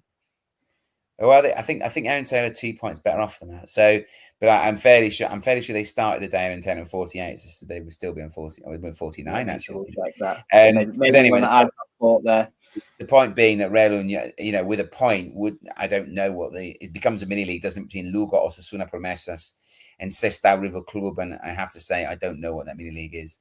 So yeah, we'll see what happens. It would go back to the one that started today, where it was Sestao River above Lugo and Osasuna Promesas back in the playoffs. So if they can get a point back into this, if they can draw level, then Lugo, who are obviously drawing now, don't get that point, and Osasuna Promesas, who are drawing now, do get that point. Then I think it would be good for Sestao to get that draw there. But as you can see, it doesn't make great reading for them right now. Like I say, both them and Real Union.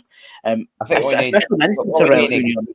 we need a second goal for Couto, don't we? And we need rather than the Sestao River Club fans throwing toilet rolls at Prieto, we need to make sure that the Sestao River Club fans tell Prieto that it's 2-0 now.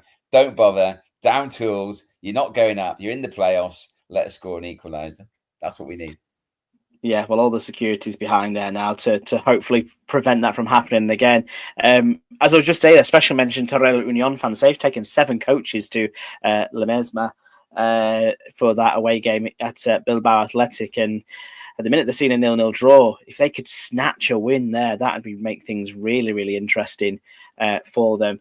Just to look at towards the top of Grupo Dos, as we've said, Ceuta are the champions already. I'll have to interrupt you there, I'm afraid. It's coming through to me that Bilbao Athletic have just scored. So that is dreadful news for Real Union. Clearly, we talked about perhaps a bit of Basque friendship going on there. It would seem that Bilbao Athletic haven't read that particular script, and they are indeed keeping it real, and that is a hammer blow for Real Union, isn't it? Really, they were already in the relegation zone, of course, so it doesn't have any impact on the teams just above the dotted line. But yeah, that's desperately bad news. And you say, fantastic support they've taken there, and I'm sure they'll be sitting there feeling very downbeat right now. They will, but they've still got plenty of time to get back into as well. They have just scored just after half time, so plenty of football still to go in Bilbao. Just looking, as I mentioned, at this top of Grupo Dos, Ayuta, the champions, but currently losing 3-0 to Ibiza, who are the team that are really taking advantage of the jostling within the playoff places. They're up to second, which means they would play Gimnastic de Tarragona in the playoffs if things stay as they were. Real Murcia obviously were pegged back by Algeciras, so they're still on the 62 points. Antequera losing away at Marbella at the moment, but that shouldn't hurt them too much because Merida are also losing. And there are a couple of places that have been switched around with the filiales outside of the playoffs, but not that it matters because they've got nothing to do with it there. As Sestao River Club actually claimed for a penalty there. It's waved away by the referee, but again, the fans behind the goal really not quite keen on that. Are we getting a replay? Any sign of that? We are not. I'm currently looking at Sestao River's rather large goalkeeper. Athletic Bilbao legend is Ererin, isn't it? Athletic Club, I should say. Sorry, but yeah. It's an interesting one, isn't it? Really, as I say, right now we need. Was what? A big header at the back post for Sestao River Club. They are going for it now. They're just lumping the ball up top and hoping that something sticks, to be fair, but it's not going Pompey's way at the moment. Second half revival and all that. Yeah, that is a big claim for a penalty, to be fair. He kind of just shrugs off his man in the box as it just comes through on the edge of the six. Shoulder to shoulder, was a little bit more contact than that? I think it's more of an over-ambitious shoulder barge, in my opinion. But I've seen him given. Let's put it that way, especially that close to the goal and with so much on the line as well. But Pompey are in a bit of hassle at the moment, really. Sestao are really going for it. But back to the tables. So one that did have to join us, I had to double check, is Heracles have dropped down to 12th as Villarreal obviously winning away at Betis Deportivo at the moment. So they've hopped up to 11th. Yeclano Deportivo, as we said, with those massive 3 points against Intercity at the moment, up to 14th on 46 points, joined by Marbella on 46 points, but the head-to-head in favour of the team from Yecla, and Atlético Stañequeño, who are drawing at the José Rico Pérez, Alcayano, who are drawing with Real Madrid Castilla, and Fuenlabrada, who are drawing with Recreativa de Huelva, all occupying those final relegation places at the moment, Liam. So I suppose if I was, as you're wearing a Yeclano Deportivo shirt, if I was to offer you this now and say that this is going to be the bottom of Grupo Dos, would you take it? Yeah, I mean, the only sadness to me, I mean, I do like both Atlético Sanluqueño and Alcoyana. I kind of worked out early on today, Nick, to be honest, that I just like too many teams basically for them all to survive. In Grupo Uno, I like Unionistas, I like Real Union, and obviously I also like Sestao Club. They're my favourite of the three. So, but they're not all staying up, are they? And in this group, we are going to lose, either Atlético Sanluqueño or Alcoyano or Yeclano or maybe two of those three. And on that basis, probably I could live without Marbella in Primera RFEF next year. Just something about that club doesn't convince me, but as long as Luke's happy, I suppose that's all right. I'd totally take this, and I just want to score a second goal and calm everything down and then bring Teddy on and all will be well. Corner from the left. That Fondov is absolutely heaving today. Nice sunny day. Oh, no. That's another corner, please. Another corner. Oh, he's got a goal. Is it a big one?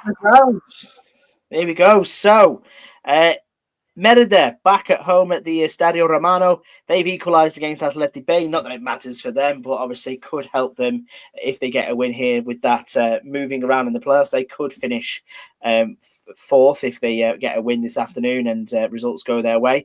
But there's a fourth goal. Man. Never mind the fourth goal in Ibiza. That's irrelevant. Guess who's just scored in the Reina de Leon? Oh my God! Please, Coulter, you can't mess it up yet again. Oh, they have as well. Yes, Andorra have equalised in Lyon. That's very interesting. Stunning. And also there's a goal.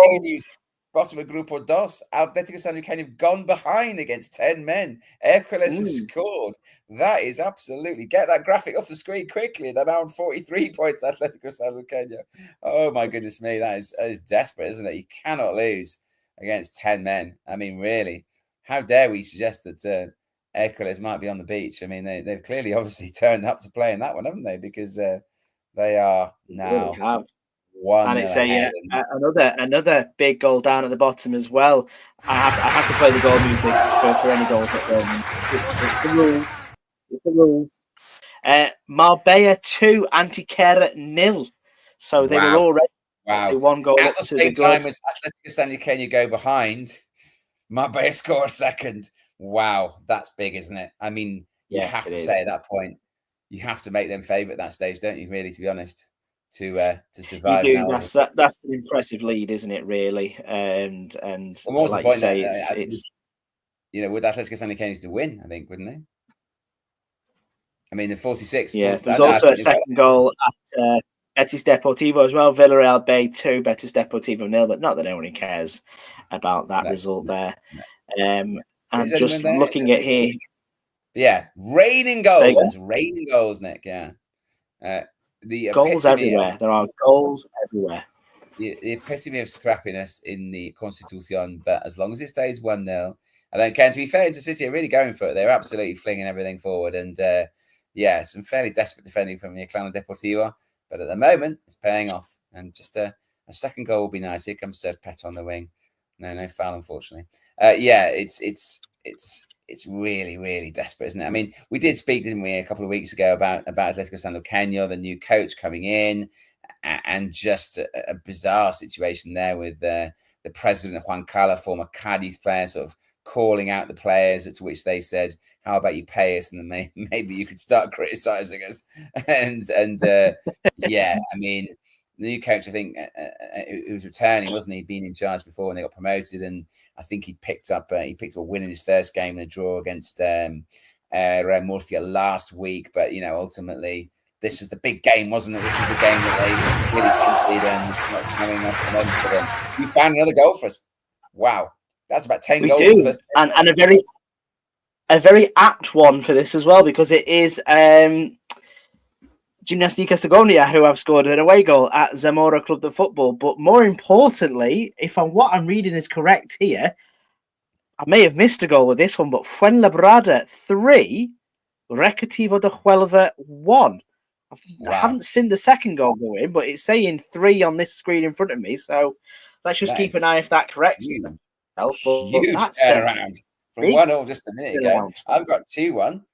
Maybe, they've certainly scored it. They've certainly gone ahead, haven't they? But looks, I'm not sure they've scored 2. Maybe the guy in his anxiety was put it up twice or something.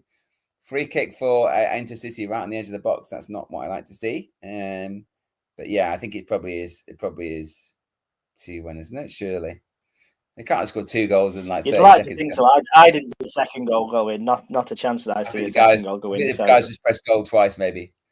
So I wonder if Anthony Modesto's ever been in a situation before, trying to score from out and touchdown against the Constitucion. Oh my word!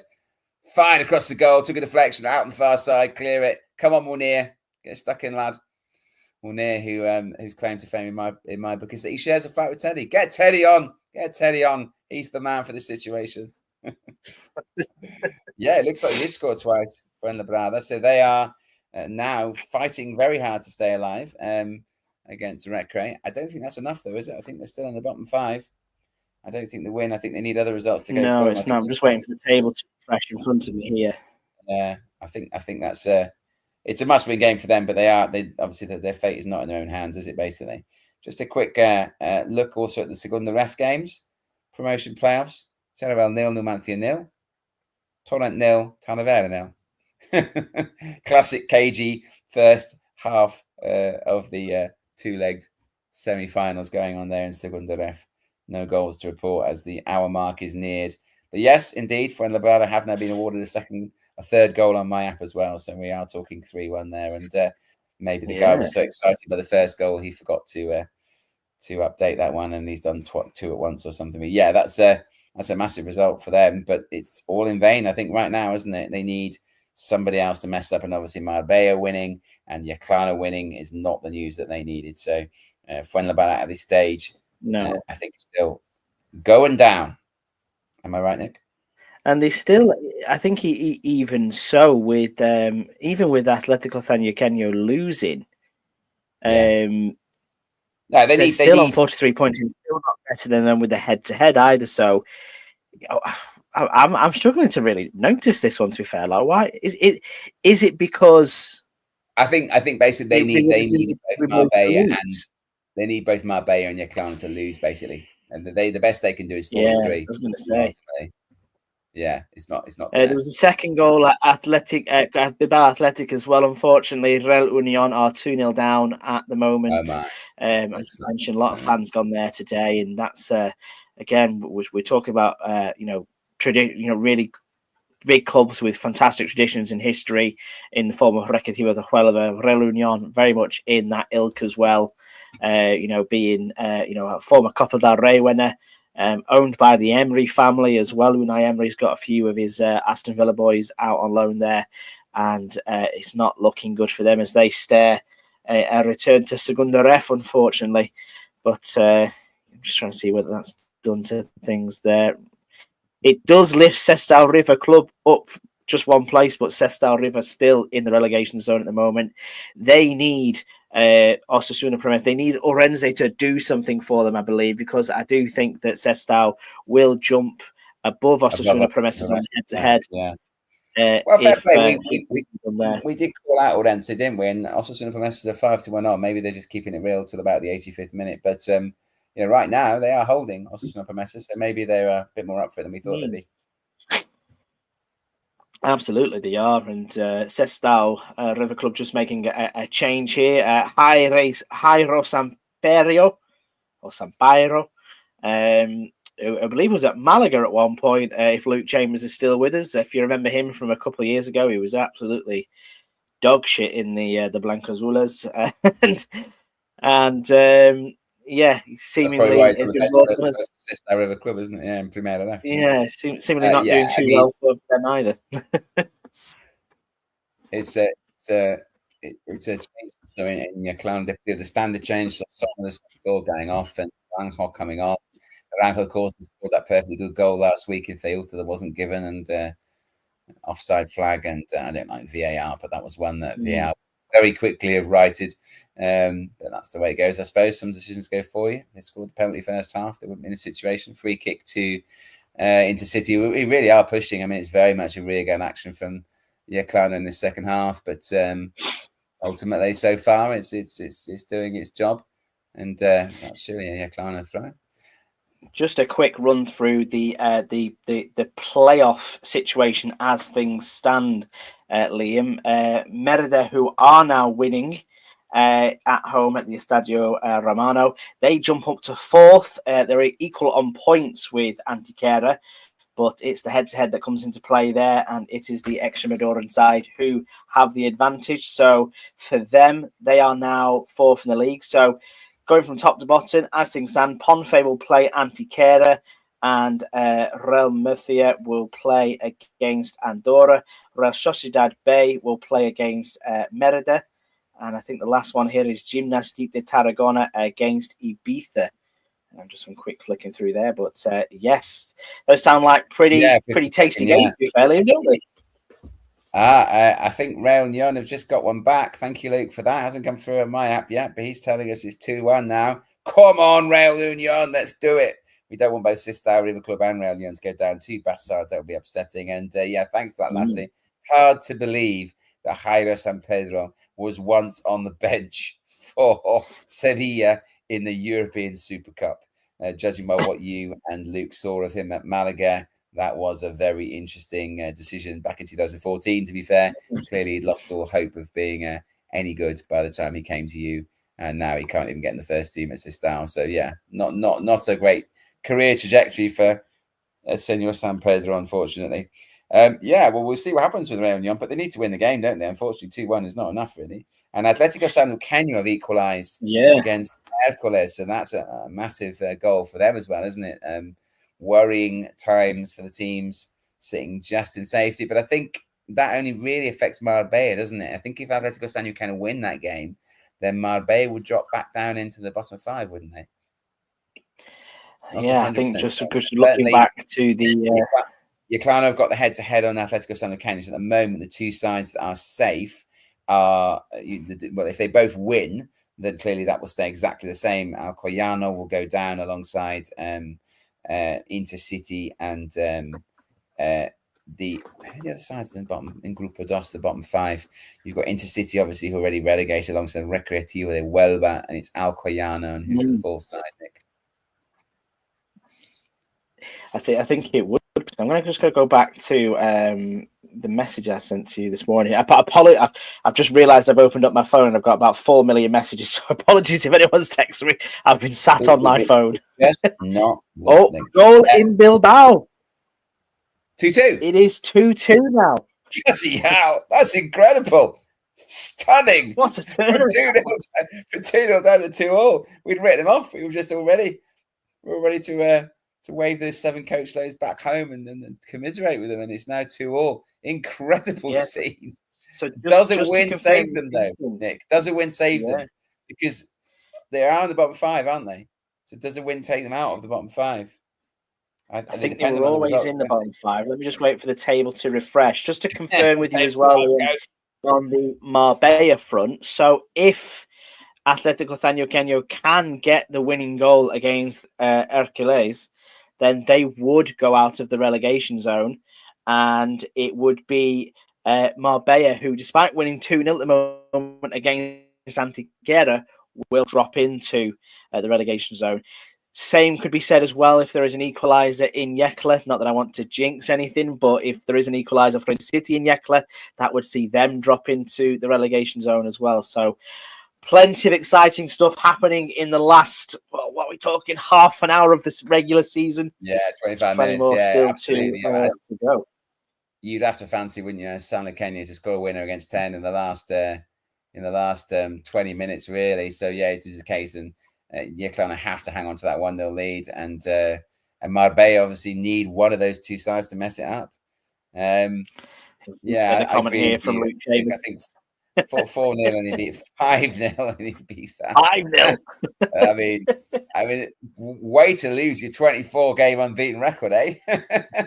Let's not mess around. There's being on the bench.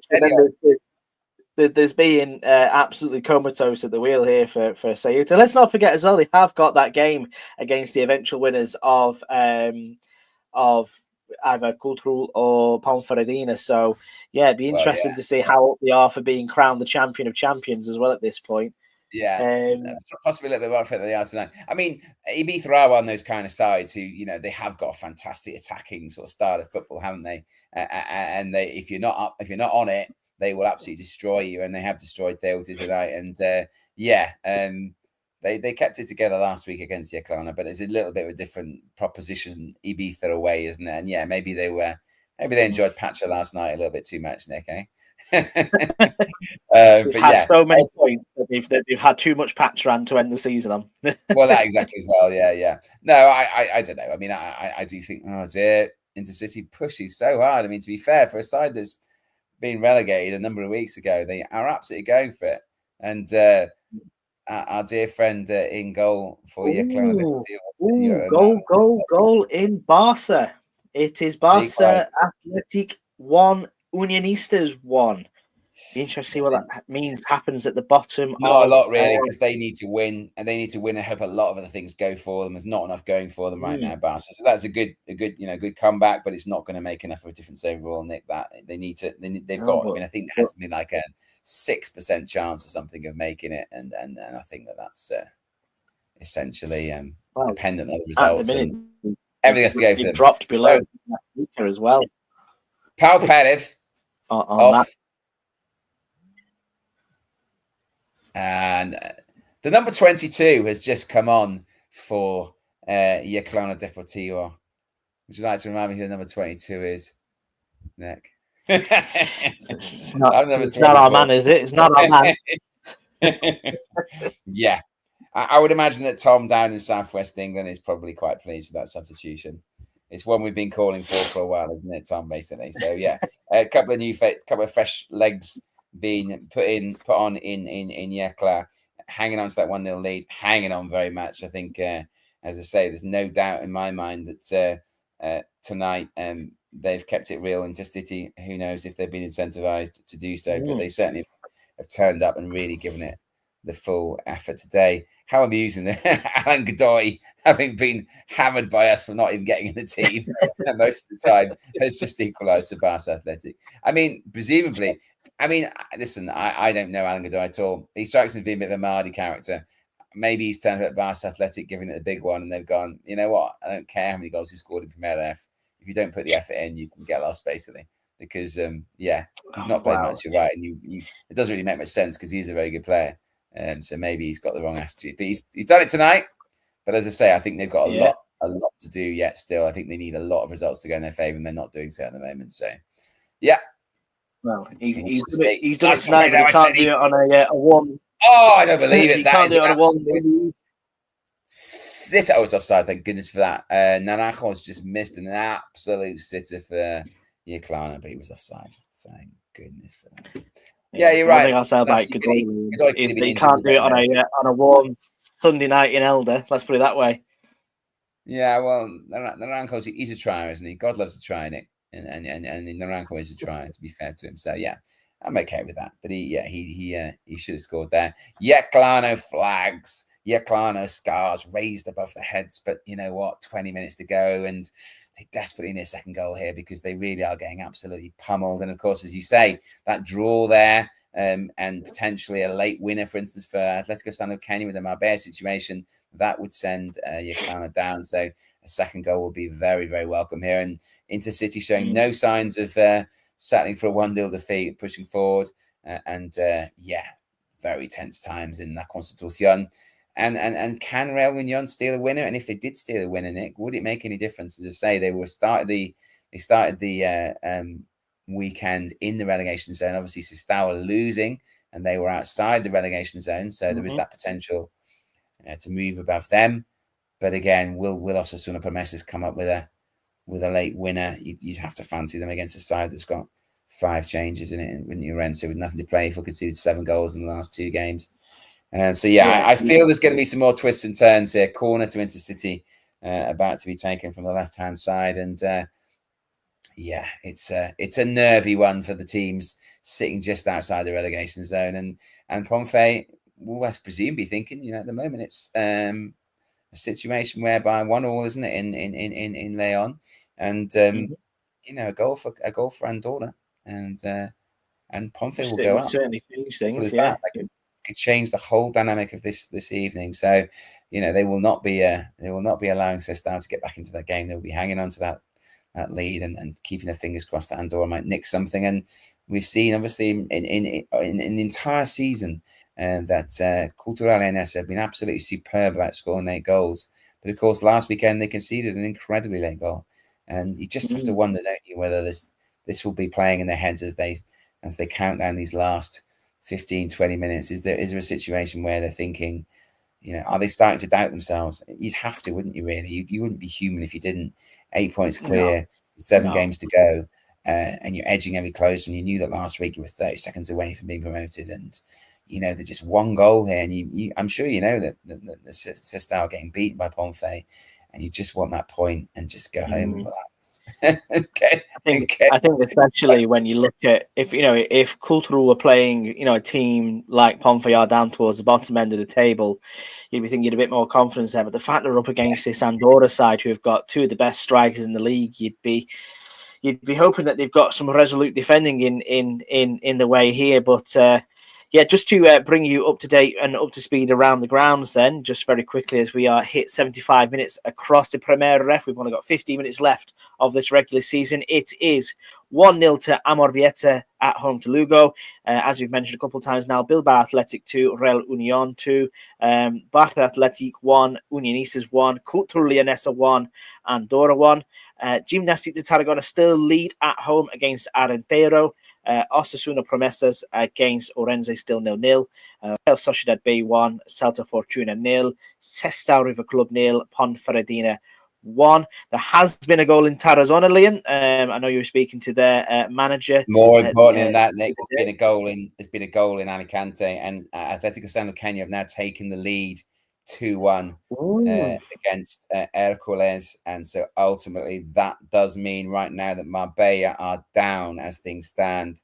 All three sides winning, Atlético San Luqueño and Yeclano and Marbella, but of course Marbella started the Jornada in the relegation zone, and so they need either Yeclano or Atlético San Luqueño to slip up to save their Primera RFEF status. So that is a massive goal for Atlético San Luqueño. And we did say, didn't we? We thought playing against 10 with everything to play for against a side with nothing to play for, they would probably find a second goal, and they duly have. And meanwhile, another free kick for Intercity.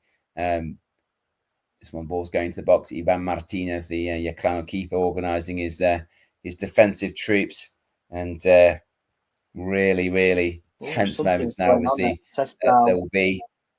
there will be knowledge, will there not, in Yeclano that goal has gone in for San Luqueño, and that means that essentially they have to hang on, because Marbella, I think, are going to beat Antequera quite clearly, and I don't see San Luqueño giving up a 2-1 lead against 10 men, do you? So realistically, it's all down to Yeclano to keep this lead against Intercity to preserve their Primera RFEF status. And meanwhile, I suppose Real Union have to hope for a miracle, don't they? They have to hope that somehow or other Orense score a winner, because unless they do, that fantastic fight back. Actually, no, if they go ahead in that game, they will be okay, won't they? They will save themselves. They can still save themselves. Yeah. Because Osasuna Promesas are drawing and Lugo are losing. So that would actually send Osasuna Promesas down. I just can't understand what's going on there, Nick. Can you?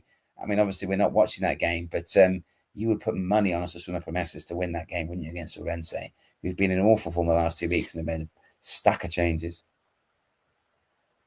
You certainly would do, and like I say, just looking at the bottoms of both leagues here at the moment, you're absolutely correct. A goal here for Real Union would lift them out of the relegation zone, and I believe it would put Osasuna Promesas and Lugo underneath them. That both the head-to-head in favour of the side from the Ancho Carro.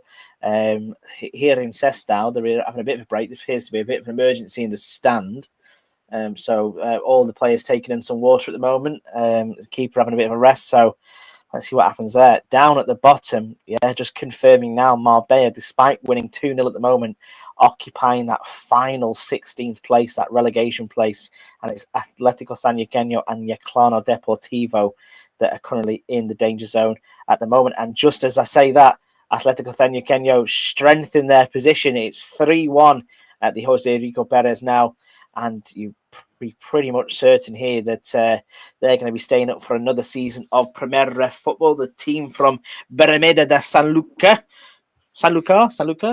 But yeah, that is a strong second half showing from the boys from just north of Cadiz, isn't it, Liam?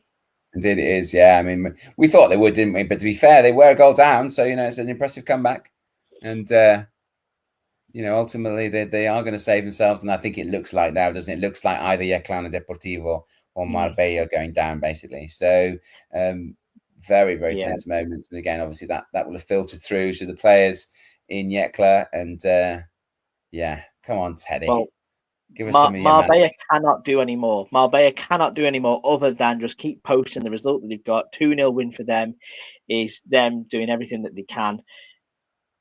Should we be nervous for the boys from Yecla right here, Liam? How Absolutely, because they've thrown away a lot of good situations this year, basically. So, it's difficult. It's hearing, thank you for that, Luca, a cultural and a goal disallowed. I mean, can anything else happen to this club? If it weren't for the fact that obviously we know a Ponfe fan and we obviously want things to go well for him, it would be impossible not to feel quite sorry for Cultural, because, they haven't been brilliant this last month, but I mean, they really have had everything thrown against them, haven't they? As I say, they could have won that game last week. They hit a post at 1-0, I think, didn't they? And they also a brilliant save, which would have been 2-0 game over. And then today, they've gone ahead, and now they've had a goal disallowed, and 2-1 up. They only need a point. Let's not forget, Andorra, however good they are, they're not scoring 2 goals in the last 10 minutes for me, are they? So that's another massive moment. We weren't watching that game, so we don't know if it was rightly disallowed for offside or anything. But they really are putting their fans through the mill, aren't they? Cultural Leonesa, and but yes, despite that, they are 10 minutes away from Segunda. So we'll wait and see if they can just hang on to that lead. And Intercity still piling forward. Not that I want to judge too much what's going on at Sestao River Club, but it's seemingly Ponfe are in control at the moment. They seem to have ridden that little wave of pressure and doing quite well. So I've just switched on Cultural against Andorra here just to keep an eye on things from this perspective. And it's a full house as well by the looks of things. It's they're obviously really up for this. And, well, they should be. They're about to get promoted if they get a point. So I bloody hope they can sell all their seats. Well, I was literally going to play devil's advocate here, saying this is either going to go through the roof if they get promoted here. Obviously, it'd be on the head-to-head with Ponferradina, which over your fiercest rivals as well. That's quite a nice shithouse way of trying to do things, isn't it, Liam? But I'm also thinking here that if it doesn't quite go the way they go, that's a very tight offside, that as well, actually, just looking back at that second goal. It is or not? Well, Ivan Martinez just tipped across. It was a cross. No matter how anyone says it wasn't a shot. He tipped across from left over the bar, but I couldn't even, the camera angles are like it, you're kind of not the best. And I see the goal ripple, and I wonder if it's gone in, and my heart sinks. And then Ivan Martinez lies on the ground for a minute. I'm thinking, is he depressed because he's let that one in? And it turns out he's not depressed. No, he's just a little bit injured from tipping it over the bar. Another corner for Intercity. Oh, my goodness me. I mean, obviously, I'm gutted not to be in Yekla this evening, as I'm sure you are as well, Nick.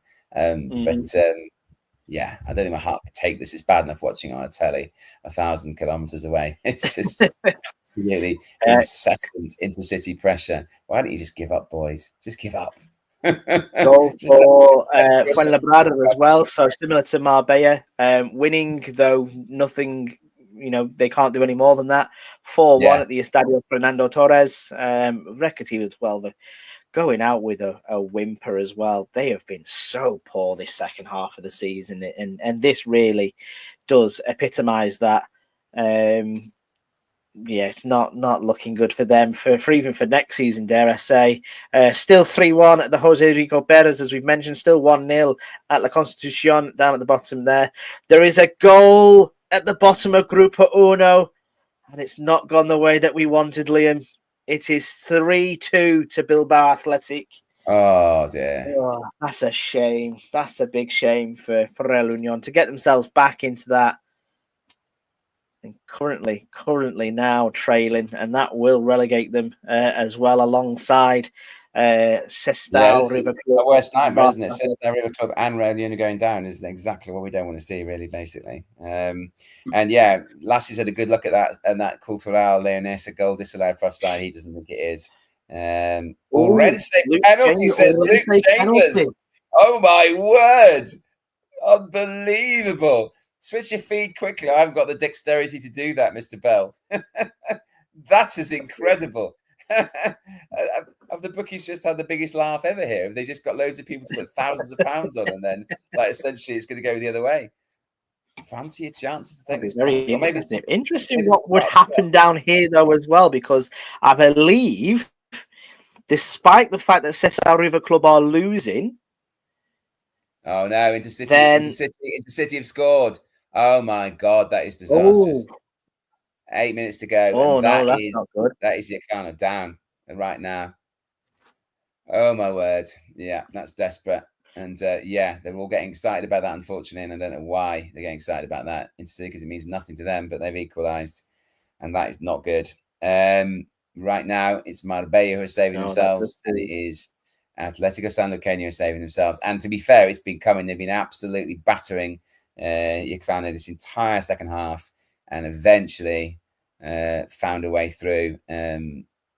Just one of those where just a long ball into the box, headed down, shot from the edge of the box and into the corner, and really no chance. And this is unfortunately the tail of Yekla season. In many cases, when they've been in the driving seat in games, they have thrown away the initiative, and they've now only got 8 minutes to save it. or they will be going down, because we can see from this that Marbella are not going to give up that lead, and neither are Atlético San Eugenio. So this is really now on Yeclano. They have to find a winner in these last 8 minutes if they want to save themselves. And yeah, actually, right now, really about as much as it gets, isn't it, really? Reunion going down. It is. There's been a goal in Urense as well, Liam. The goal has gone in for Urense, hasn't it? Yep. So they are 1 goal to the good. And that does that save Real Union, though, Nick? I don't think it does. Think it does. I'm just going to double check on here. The B soccer isn't as quick as I would like it to be, unfortunately. So I'm going to I think it would have done the live standings now. I think if Real Union hadn't conceded that goal, I think a draw would certainly have saved them. But I'm not sure that saves them now. I think that's Osasuna, Promesas, and Urense still going down, isn't it? Yeah. So Osasuna Bay. Does that save down now, even despite the fact they're losing? Because you've got the two sides. Yeah, I think it does. I think it lifts them up through the head-to-head. You got the two sides. There's also been a goal for Zamora. They've equalised against Gimnastica de Segoviana. I'm just going to get the table up now. I think that if Osasuna Promesas are losing, Real Union are losing, and they're both beneath them, then does that not mean that there's a fifth team, isn't there? Who's the fifth team? Barça Athletic, isn't it? So right now, I think Sestao are safe, aren't they? I think at the moment, I'm just waiting for confirmation. Still 1-1 in Lyon. I guess you look at the table from the start of the day. You don't look at the down to 10 as well. Sorry? Real Union down to 10 as well now, as it's been confirmed. As are Al Cayano as well. Home to Real Madrid, though they can't. I think it's a case of I think in Grupo, I think the situation is that obviously Sestao were outside the relegation zone, weren't they? So if the teams beneath them are all losing, then they must stay outside it, mustn't they? And you've got Osasuna Promesas and Real Union and Barça Athletic all losing. So ultimately, that does mean that Sestao are safe. That's why they started the weekend, outside the relegation zone, because they have the head-to-head against Osasuna Promesas. It's heartbreaking. Juanje, like getting a hug from the crowd there, because he's devastated. Basically, he hasn't finished yet. There's still 5 minutes to play, but he's just, I just wonder here whether psychologically, whether Clara can recover from this. It's been so many times this season when they've been in a situation where they win the driving seat, and unfortunately thrown away leads. And here's another case, just 8 minutes to go, and the nature of the beast, isn't it? Ultimately, if you play with fire and you sit back and you defend for your lives for a long time against a team like Intercity that have quality, and then ultimately you might end up getting burnt, and that is what's happening at the moment. They've hung on to one. To the phone. Sorry? To confirm the tables, I'm just confirming the tables with you now. Yeah, so down at the bottom of that is Sestao River, who, Sestao on 45 points, but the head-to-head with Osasuna Promesas means that they go down, Real Union down, and Barça Athletic down with the two that were already relegated. Across to Grupo Dos, Fuenlabrada obviously winning, but that's not enough for them. Al Cayano drawing, they're going down as well. And as you've also mentioned, Liam, Yeclano Deportivo, despite the fact that they are now drawing against Intercity, the fact that San Eugenio and Marbella are winning, see them go down with a 2-point difference as well. So not looking too good. Though a winner there would relegate Marbella. So Yeclano just have to throw the kitchen sink at it, don't they? They've got to save their season. So I love that from Luke. A report from Matt Harrison, of course, who is at the game. He's in Marbella. He's watching the game. It's a small stadium, the Banals football centre. And apparently all the Marbella players are watching the Yeclano game on their phones, because they know full well that unless there's a goal there, they are staying up. And realistically, they've won that game. It's 2-0, isn't it? And there's nothing changing there. So why bother to watch what's going on the pitch? Just watch what's going on in the important game. This looks like a second goal. It is a second goal for Intercity, and that's the end of it, I'm afraid. 2-1 for Intercity, and that's Yeclano going down, I'm afraid. They're not going to score 2 goals in the last 2 minutes. Dreadfully sad. Caught on the counter-attack. And I suppose this was always a danger with Intercity. If they came determined to perform at the best of their abilities. They have unfortunately got, a very strong squad, and they've been up for it from the start. Intercity, as I say, we don't know whether there's been any particular incentivized rewards laid at their feet, but it's certainly been a very impressive performance from them in the second half. And yes, it's also 4-2 to Bilbao Athletic as well. Yeah, but I mean, realistically, that's Real Union gone, but it's fantastic news for right now for Sestao. But of course, we just need Osasuna Promesas not to score an equaliser against Orense. Otherwise, that obviously relegates Sestao River Club, and that would cap a miserable evening, basically, would it not?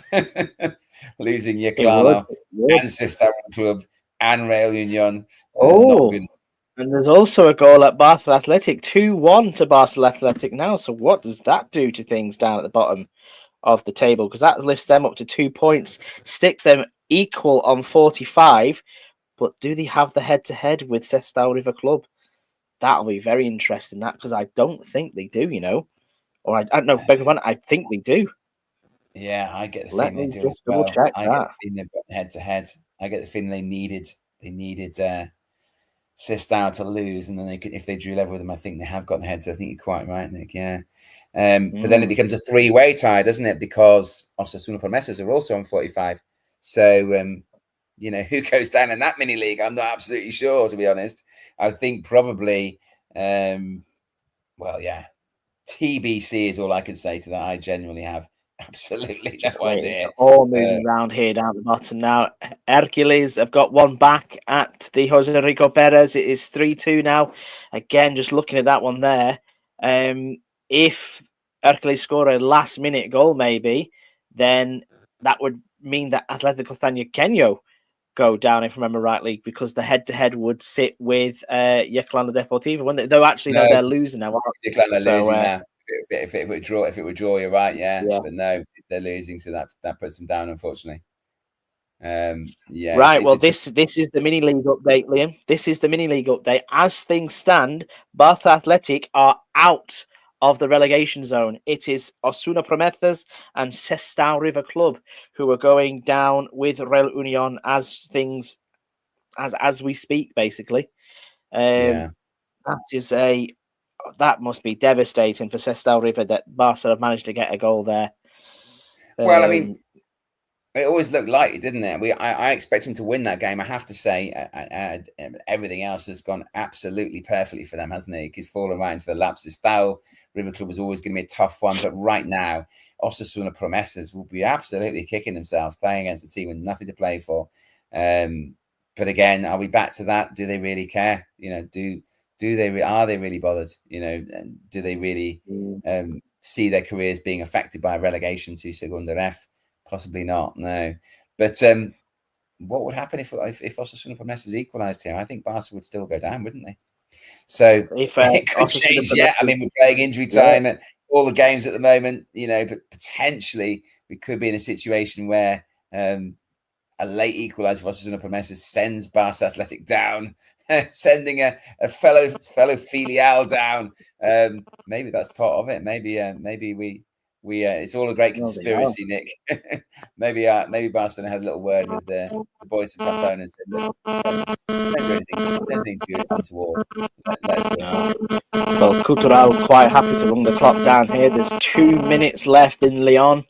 They're currently drawing 1-1, but will go up on the head-to-head with Ponfe. Ponfe, who are winning still in Sestao.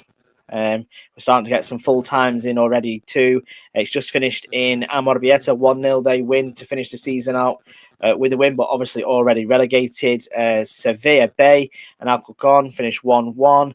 Villarreal Bay 3, Real Betis Deportivo 0, Fuenlabrada 4, Recreativo Huelva 1, Ibiza 5, Ceuta 0. So that record gone. Obviously, we knew that a little while back. Gimnastic de Tarragona finished the season stronger than their new manager. They've won 2-0 at home to Arentero. Real Sociedad Bay have beaten Celta Fortuna 2-0. Still got games going on elsewhere around the league. I don't think even Cultural Leonesa can mess it up from here. They have literally got 30 seconds to go.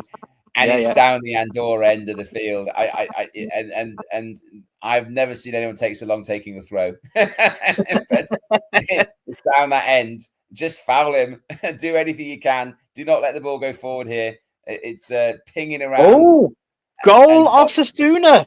Oh my goodness me! And the very last minute, Osasuna Promesas have saved their season with an equaliser in the 95th minute, which lifts them out of the relegation zone and puts Barça Athletic back in it. Wow. My God, the drama.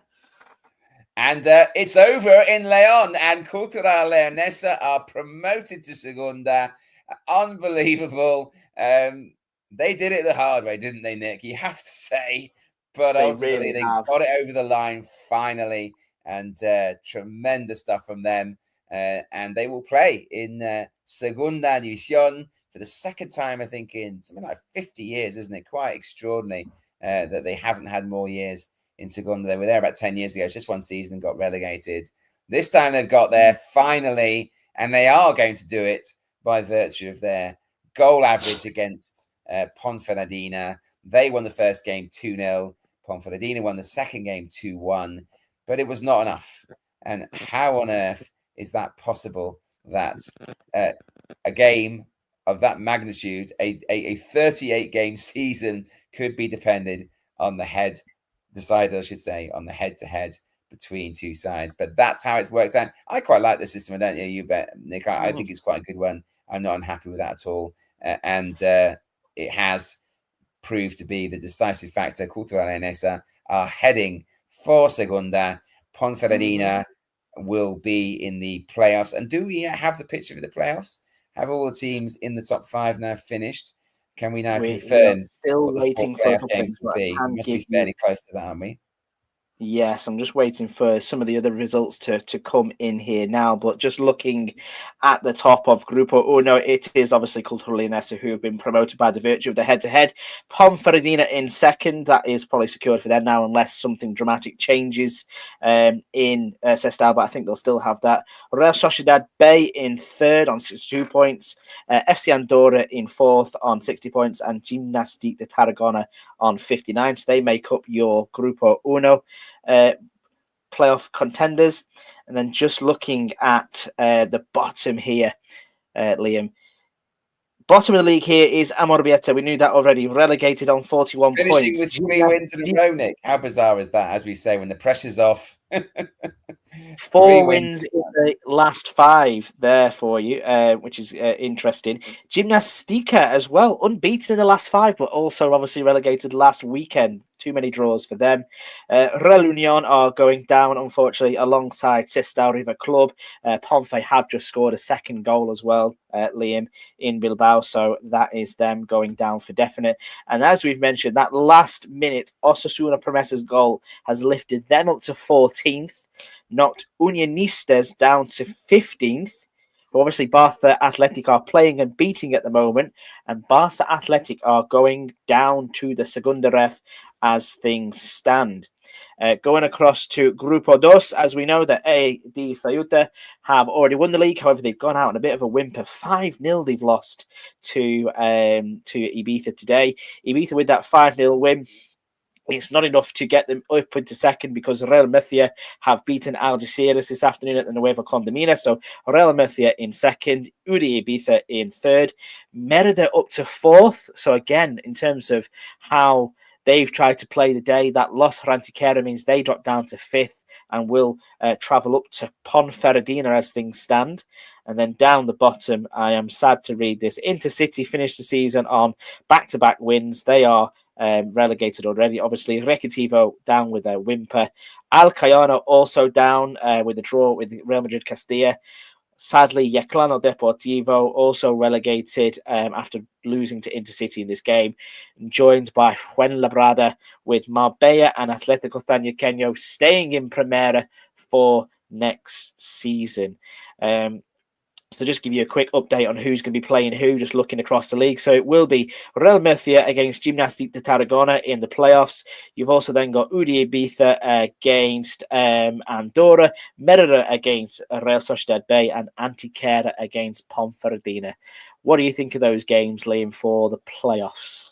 Yeah, as Lass has mentioned, Real Murcia against Gimnàstic de Tarragona. That's a big one, isn't it? That one. Certainly Real Murcia would be looking to make their way back to Segunda after quite a while away from it. But of course, Gimnàstic de Tarragona missed out in the final couple of minutes last season, didn't they? They're a side that's regularly played at Segunda level. Those, I think, are the two biggest sides probably in the playoffs. Real Sociedad B, of course, have been in the Segunda fairly recently, as have Andorra. So there's an awful lot of caliber in there. And then you've got sides like Merida and also Antequera, who've not been in the playoffs. Or I think Antequera were right up there last season, weren't they? But not been in Segunda, I should say. No. So we've got a real mix there, haven't we? Of Ponferradina, are also a side who've played regularly in Segunda. Quite a few seasoned Segunda sides there, and a sprinkling of novices in terms of bidding to become, Segunda side, bidding to become part of the professional football scene in Spain. So it's going to be interesting. I have to say, we'll wait and see when the kickoff times are confirmed, exactly how things are resolved. We would hope, wouldn't we, that the games aren't played at the same time. You've got plenty of time over the weekend to play those games and spread them out and guarantee maximum viewing figures.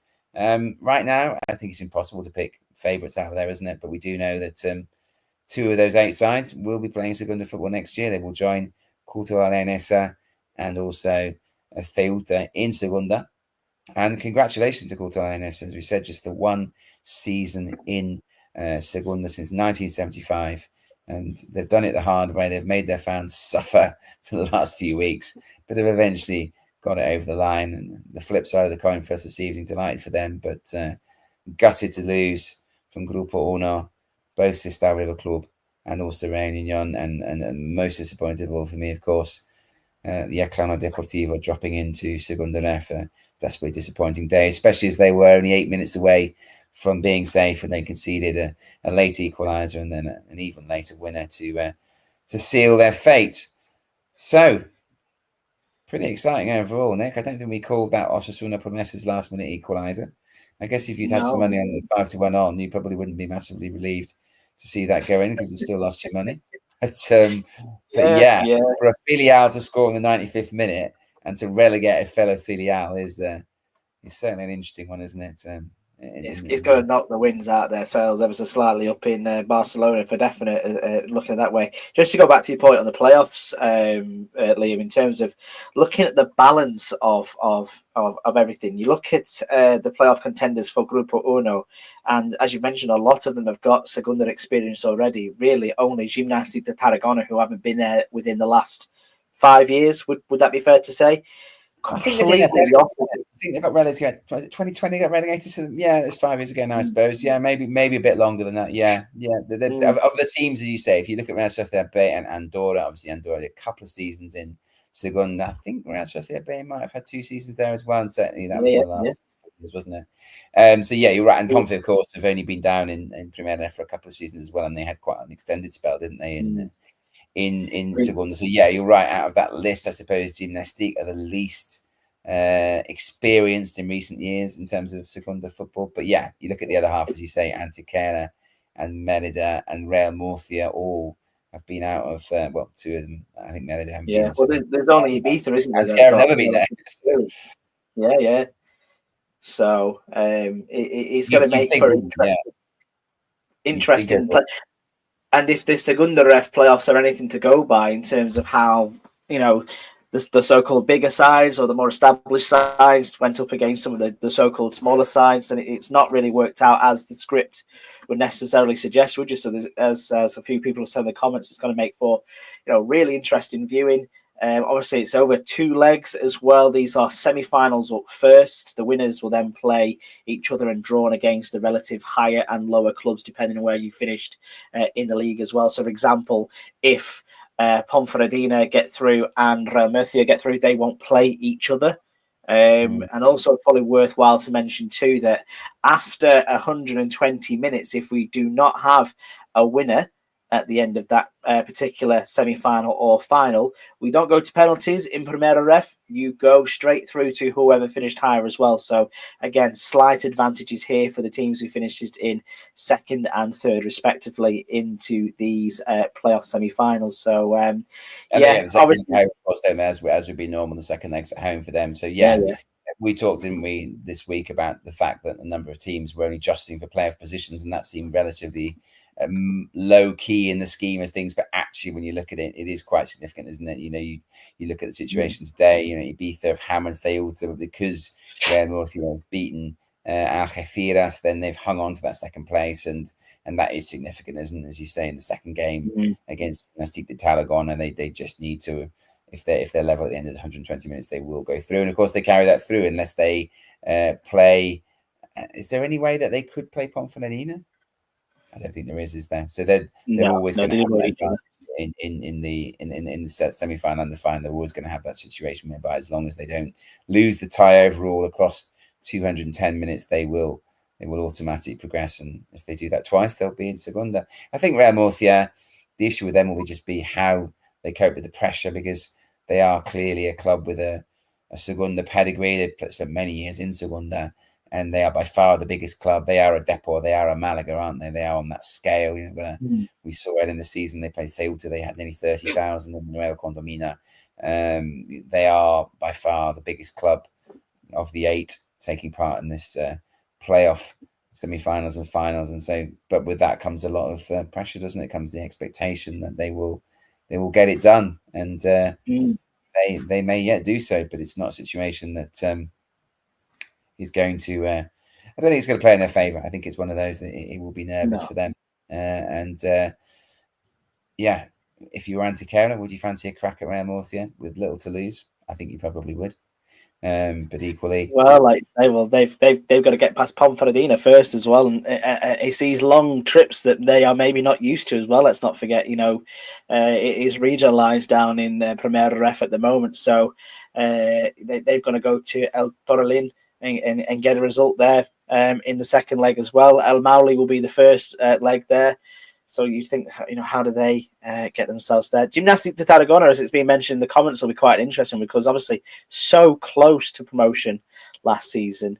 Will they be able to handle the pressure and this, last minute parachute pull of bringing in the former manager and sacking Danny Vidal?